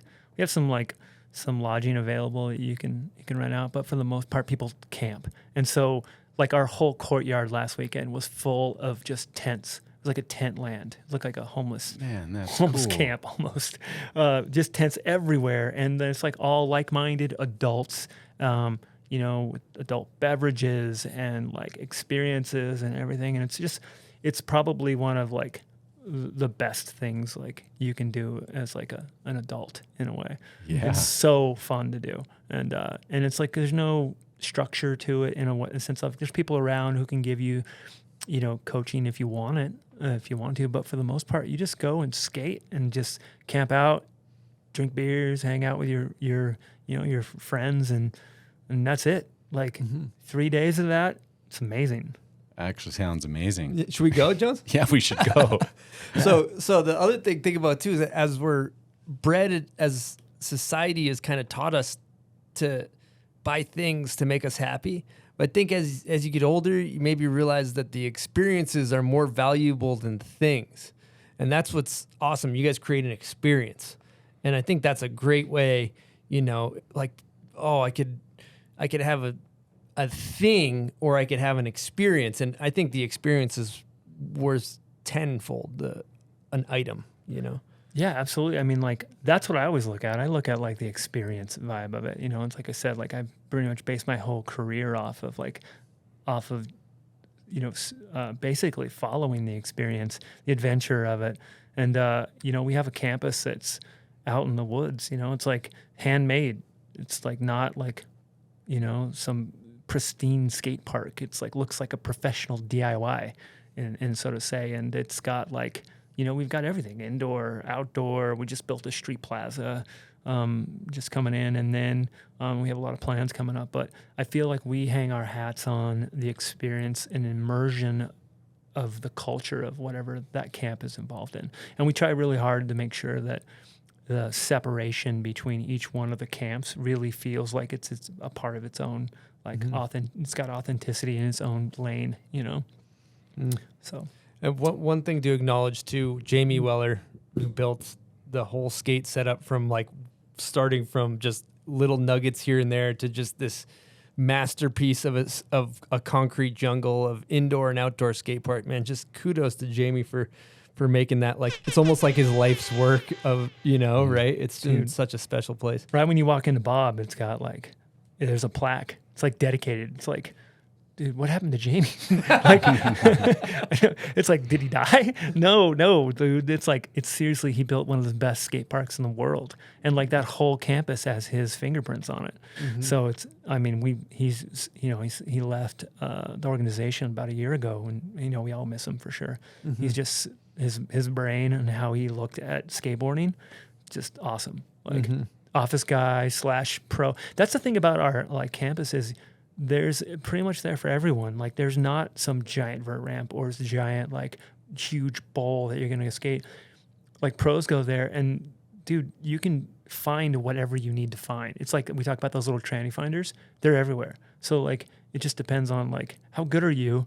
Can you get to that? Like, what are you going to do? And then also, too, it's like the ongoing, like, the tally of, like, who did what on what, that goes on, too. And the new things that get opened up from new pros, and how did we never see that? That thing's been here for 15 years, and yeah, that's so cool. I went there as a kid, and you guys used to have the big wooden vert ramp. Oh yeah, and then there was a mini ramp with the spine, and I remember skating it with Sean White when I was a kid. I think we were like the same age, but he was doing like heel flip indies and stuff, and you're like, damn, dude, he was good vert skater. Yep. Do you remember were you there with the bowl? There was a wooden bowl back there too, way back then. You remember the wooden bowl? I skated that a few times. Yeah. Still got a scar over here for that thing. Softwood. A lot of moisture in that lumber. Yep. All right, Silk D, I think it could be a good time to hit a Patreon question. We got one from Benny P. Yeah, let's run it. Benny Pellegrino, a active Patreon member. Shout out we to appreciate Benny Pellegrino. Your support. Bobby, what's more scary, diving into a small, shallow pool from 75 feet up in the air, or running Nike snowboarding? Well, let me see. That's an easy question. I'd say Nike snowboarding was definitely more scary for me. The act of like, well, I don't know. When the first time I ever jumped from that high in the air was pretty fucking scary. Especially you work your way up like by 10-foot increments. Like you just kind of like keep moving the ladder up, higher and higher. But there's a level of like everything, you get comfortable with certain things.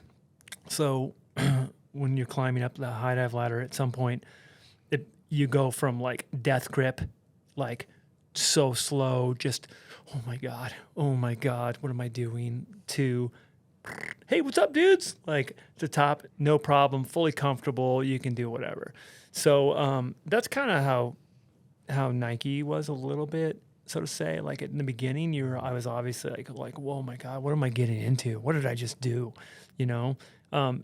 Level of excitement, super high. Level of, I wouldn't say my hesitation was very high, but like, I don't know, it just seemed very uncharted territory for me.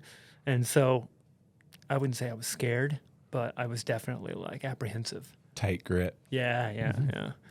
We got another Patreon. Maybe hit that first one, Silk D. Yep. This one's from Carter Bub. Bobby's Instagram is so sick. Can you please explain your bio a little bit? Silk, what is his bio exactly? His bio is young snowboarder who used to travel the world turned old emailer whose emails now travel the world. Well, I mean, it's kind of self-explanatory. I sit behind a computer for the most part now, but when I was young, as a professional snowboarder, I traveled all over the world, and now my emails travel all over the world, and I still sit in my chair and wish that I was with my emails. So not similar satisfaction. No, not quite. No. I do get to travel a little bit still, so I'm kind of psyched about that. We did like a work trip. We were camped to England recently last year. We went to the we went to Stonehenge, which was kind of sick. Just kind of going back to that point about experience, all right? So we were like heading over there, hitting some like places that we thought would be like a good representation of experience, like what it's like for a consumer to go there. So it's a little bit of a work trip, but also kind of a celebration bonding trip for our marketing team. But yeah. You need some water, Bob? Yeah. We got I'm crying inside about my not being able to travel. So. Yeah, makes sense. I also noticed in working with you that you seem like really efficient as a business person. You're like, well, check my calendar. I have these slots available, and we can talk then. And you're like, when you email, it's like really organized. Jones and I run a pretty loose program, but it seems like you're like very efficient with your time management. You're the second person to ever tell me that, because the first one was in like second grade or something. I got like an award for using time wisely. And then this time right now, like for me personally, I feel like I'm horrible at it and I need to get better at it. But it's like you're desensitized to it. So like over the years of just going through the Nike situation and DC in business and working in a well-functioning, well-oiled machine, you have to get organized, and you gotta you gotta have your calendar correct. You gotta have the one thing I hate is you're like trying to book a meeting with somebody or hey, let's talk, and then it's like, oh, cool, you book a meeting and they're like, oh, I can't at that time. We were like, well, I'm looking at your calendar right now. It says you're open. Like, oh, yeah, I've got this thing going on. I'm like, dude, I'm like, you're wasting my time and you're wasting yours. Like, what the hell? I don't know. I just think that, I try to stay on top of it and be as efficient and put together as I can be for a ex-pro snowboarder. But when I look at, me compared to someone who was, a Nike person or something like that, I'm definitely not that put together. But Jones, you want to describe your calendar scene? Yeah, if I put it on the calendar, I'm sure to forget it. So I'm in this strange hybrid, and then operating 3 different calendars too, from Outlook to whatever it is, Google Gmail Calendar, and then Gmail. Yeah, so I'm all over the place, but I just need to say it. If I say it out loud, that's my calendar. Dude, say it into existence, right? Speak it into existence. Yeah. Speak it into existence. We also didn't really talk about DC. What was your role over at DC? I basically was the director of the program for snowboarding. So I basically worked with the product team, sales team, just make sure we're all on the same page and we're all kind of steering in the right direction, same direction. And it's not like. The one thing I do enjoy about this kind of stuff is it's not a dictatorship. I don't like to be in a dictatorship. I don't like it when it's just me or someone calling the shots. I really like to work with a team, and I can orchestrate the team. I'm fine with that, but I don't like it when it's when people take pride about their I run this shit, whatever. To me, it's it takes a whole team to get the boat to move, Mm-hmm. So DC, I worked with the product team, Dave Appel, kick-ass dude. That dude worked on some great snowboard boots. I mean, and then and snowboards as well. And then Rob Almeida, who has since moved on from DC as well, for apparel, and then a couple of sales guys like Keo and a couple other dudes. But what about Ika?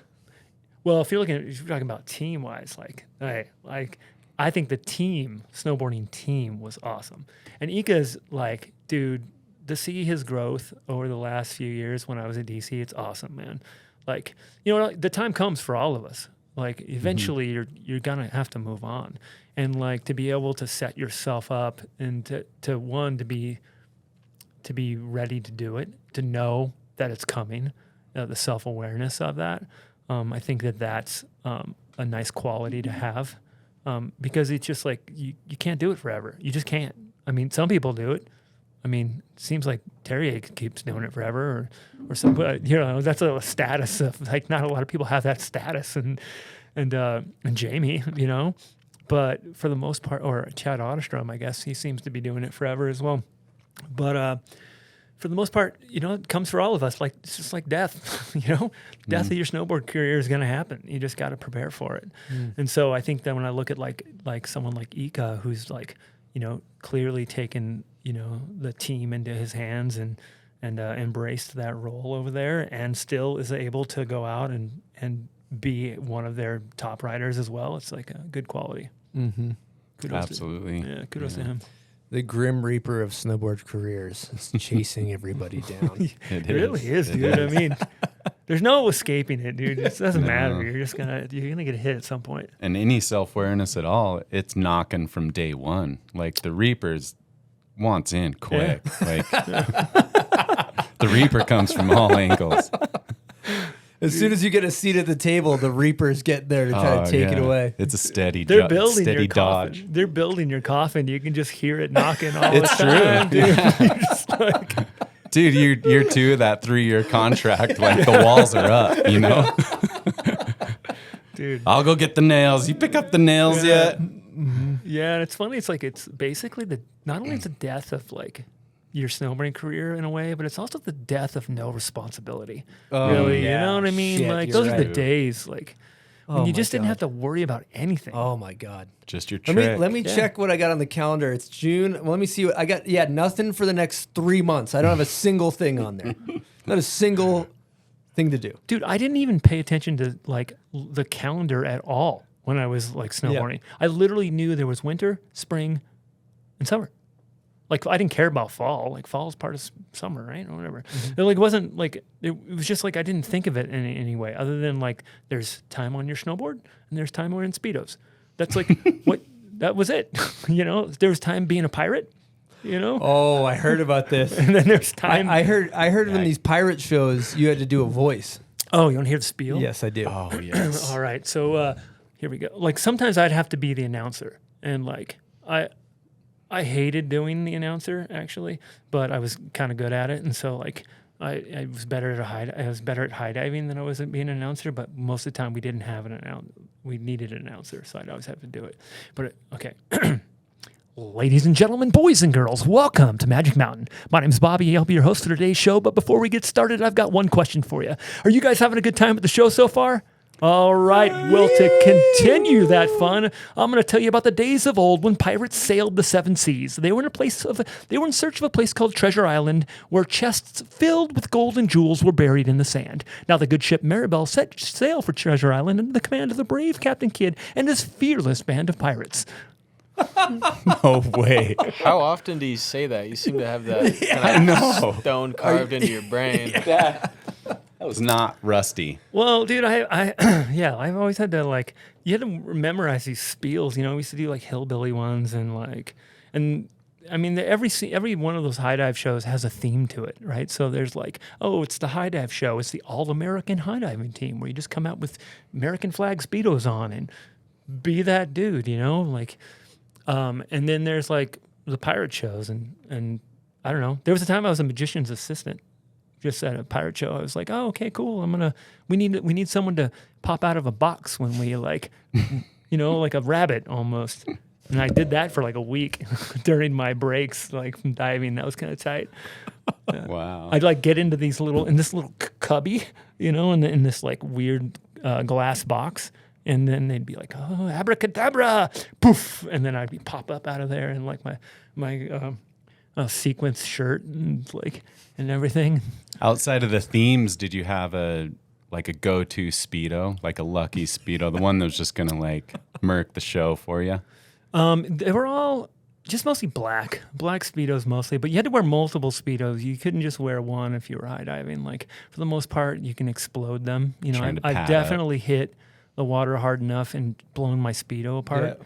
And so like you kind of got to sit in the water for a while until the show's over when that happens. Did you ever pack crotch, throw a little kielbasa in there? Or just No, but I will tell you from that high, when you hit the water, if you are not completely tight, butt cheeks squeezed tight, you will get a nice enema. Wow. Yeah. Ever like rip butthole or rip open sack or anything shot like bloody that? water out of my butthole. Oh God. Yowzers. Yeah. From that height, it gets pretty harsh from that height. Wow. It's good to know. There's blood in the water. Yeah, pretty much. Blood, gasoline. Get the bleach. Well, dude, Bleach. and some of them, sometimes you do those dive shows into salt water, and salt water's cold because it's like the dolphin show, right? So, like at Magic Mountain, I used to do the dive show with dolphins, and so like we would go in the backstage and we'd share the backstage with the dolphins, and there'd be a little tank back there, and they'd be swimming around, and you'd all of a sudden you walk by and get wham smacked in the head, and you're like, what the fuck? And it's like with a football, and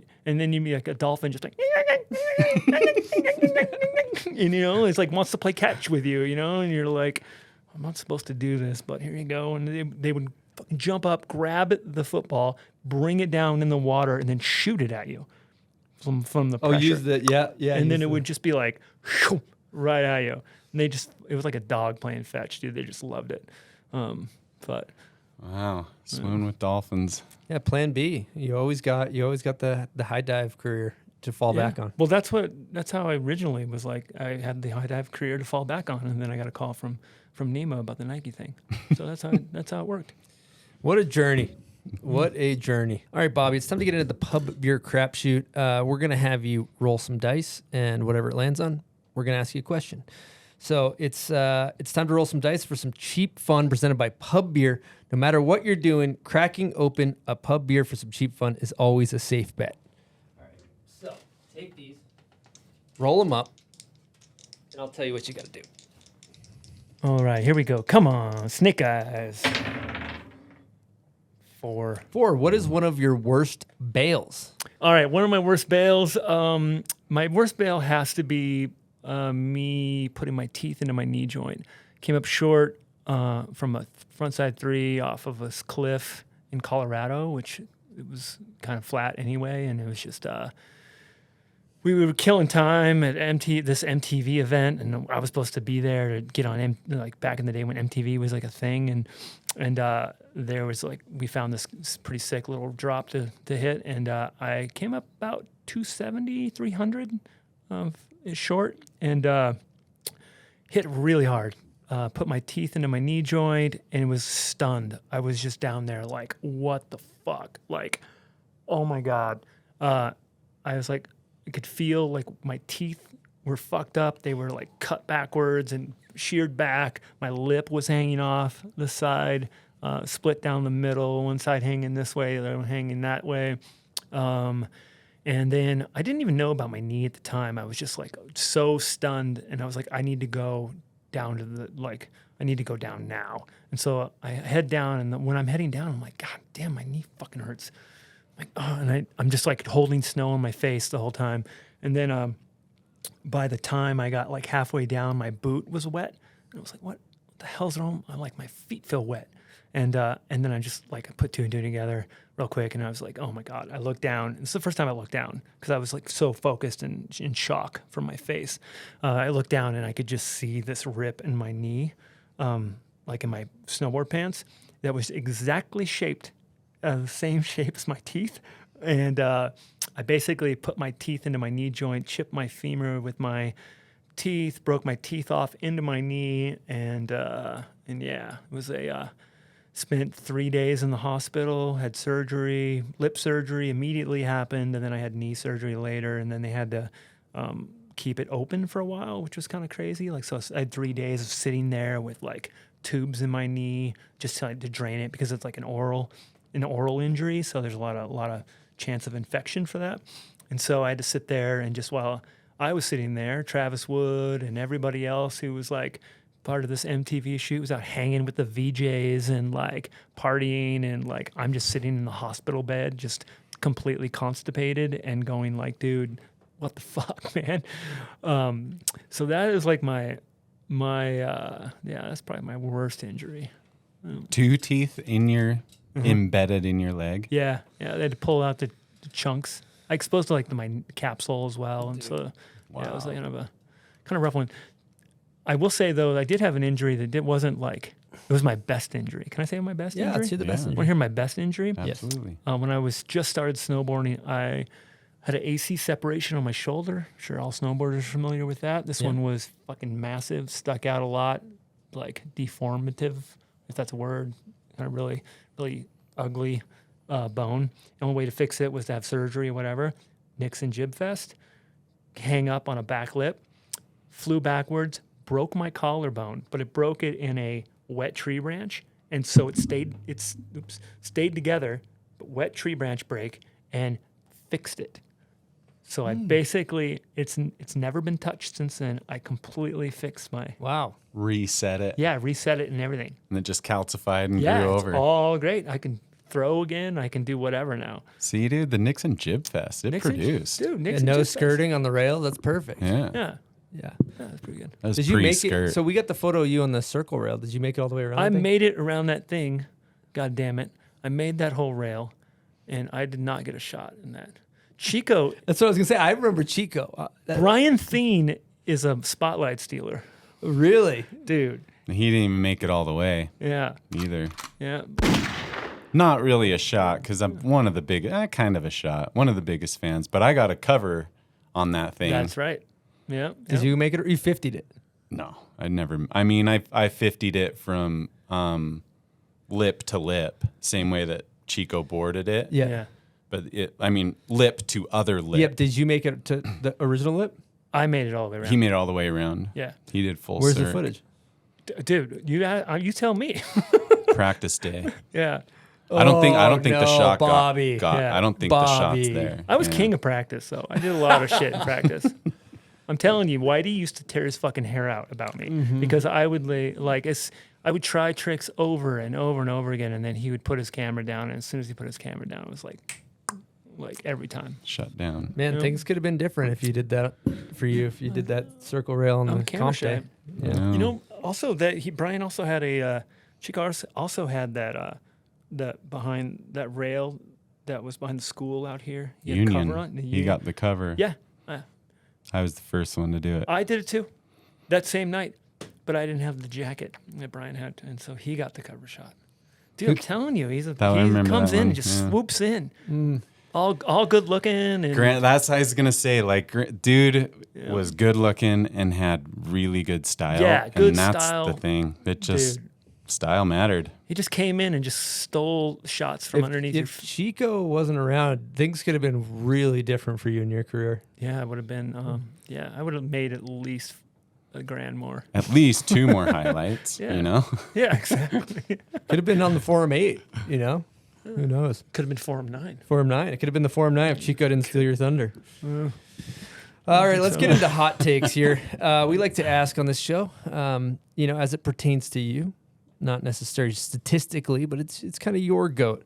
Who is your greatest of all time, or Michael Jordan, however you want to take this question, both male and female? Greatest of all time.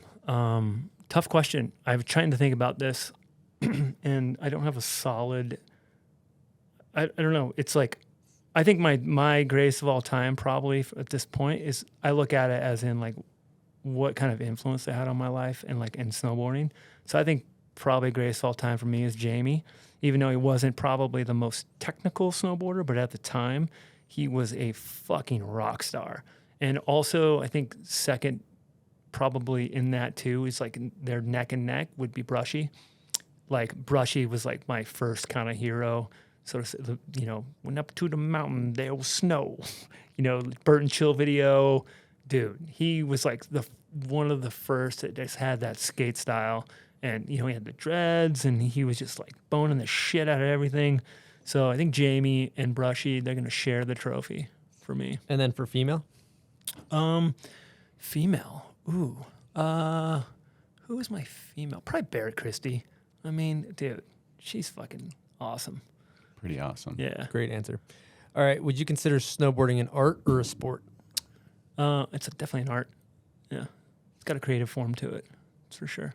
You don't have to be the best athlete to have a really successful career or influence the sport of snowboarding. Mm-hmm. Like that answer. Most underrated.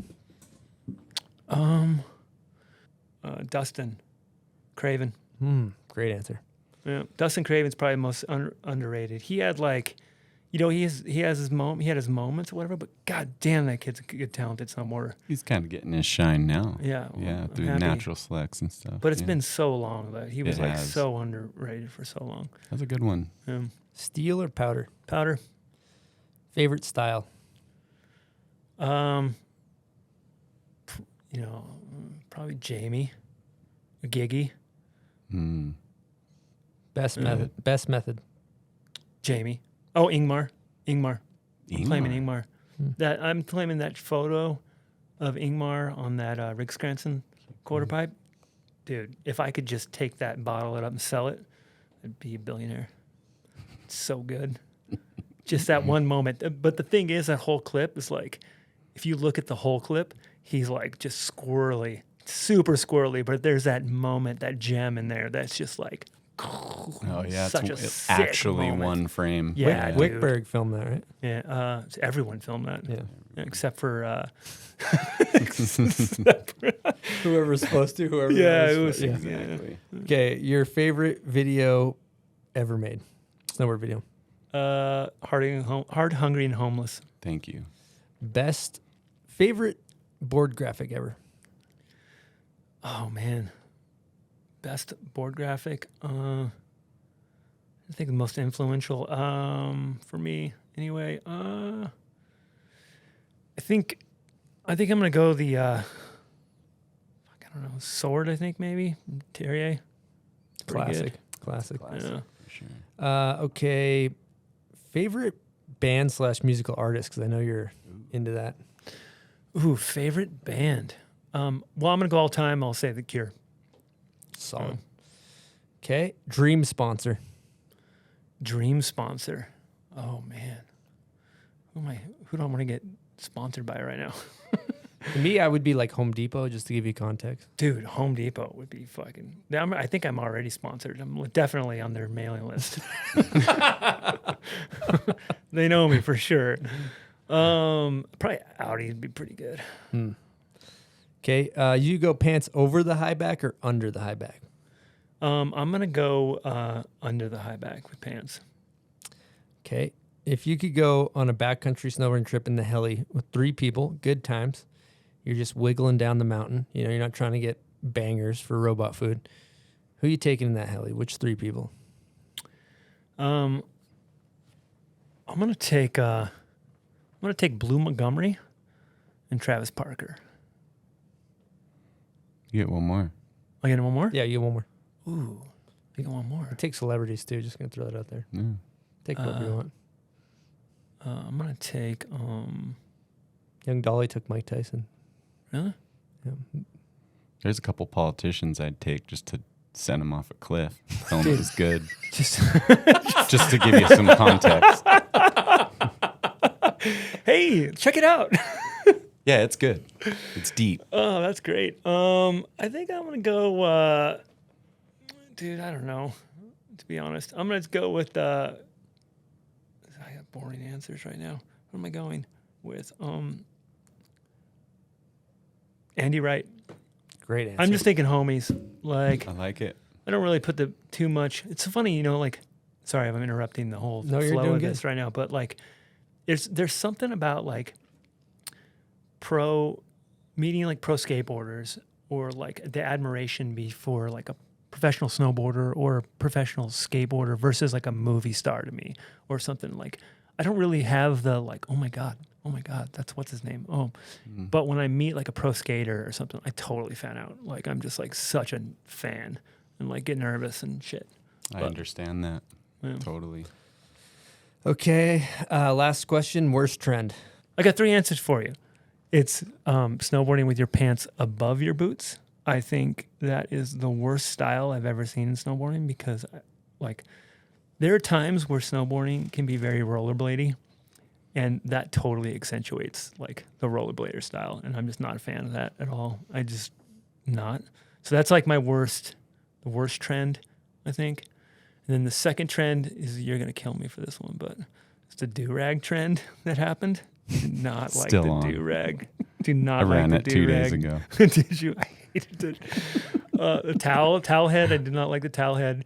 And then the third, this is very relevant for today, is hula hoop riding. I hate over-exaggerating your turns. Great answer. Dude, Dude, it's not that hard.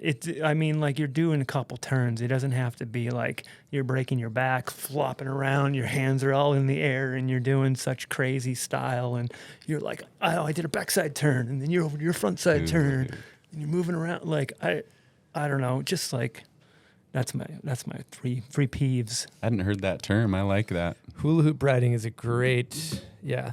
It's not your real style. Yeah. No, it's not. It's not. manufactured. Yeah. 100%. I hate it. Wow, way to call that one out.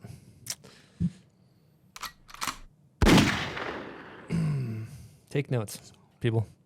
Okay, we're gonna get into setups. What board are you riding? I am riding a Capita Navigator. Great board. I love it. Me too. Dude, it like handles everything. Everything. You can put it on anything. And then I just got a Spring Break powder racer.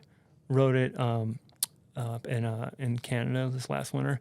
And oh my God, where were these boards when when I was like riding pro? I'm like, dude, I would have landed at least 2 more tricks. This stuff. But are these both tapered boards, like full powder boards? What's the Navigator? Navigator's right. Familiar. The yellow one. Yeah. Oh, okay. Yeah, it's got camber underneath the bindings, and then it levels out on the tail, and then a little reverse camber. It's a nice shape. But it's got great. That thing turns like a fucking on a edge or whatever. It's like so. I mean, they all turn on edge. No right? hula hoop. But it's needed. but it's There's not no hula hoops needed. No. It's not hooked. It's not hooky though. It's like turns good, but it's not hooky. Got it. Yeah, it like carves really good. And then it's like you can jump on that thing too, like, and it handles powder like no problem. It's a floater. Yeah, it's really good. And then Strata bindings, Union. I'm still riding DC boots, and that's pretty much it. Anything funky with your setup? You do forward lean? I do a little bit of forward lean, not a lot. I think it's like not too much. I don't know what the degree it is on it.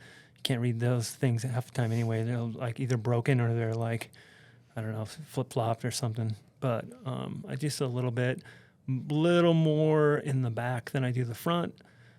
Whatever kind of mostly feels like when I put the boot into my binding, like whatever kind of closes the gap is kind of where I put like the forward lean. That's a good tech. All right, so what's next for Bobby Meeks?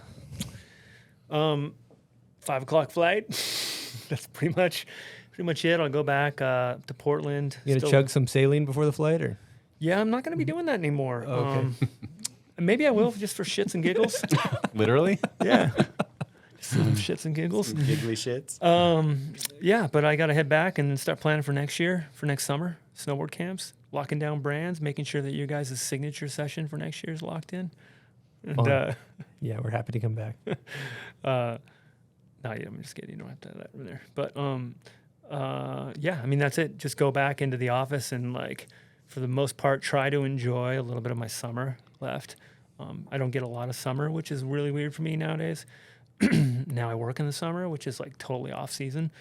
So enjoy the rest of that. Do some camping with the dog and Andy and his family situation and my family situation, even though we don't have kids. Dogs are kids. But yeah, just go back and start, rinse and repeat. Awesome. Love that. Lastly, thank yous before we wrap it up. I don't call anyone specifically, but thank you for any. I think just in general, like anyone who helped me out along the way. I especially want to thank my aunt and my uncle, for helping me or supporting me along my journey. So kudos to them. Aunt's no longer around, but my uncle, solid family, thank them. And then any one of my friends who's just really helped me and given me the opportunity through life, and anyone who's helped me out through that.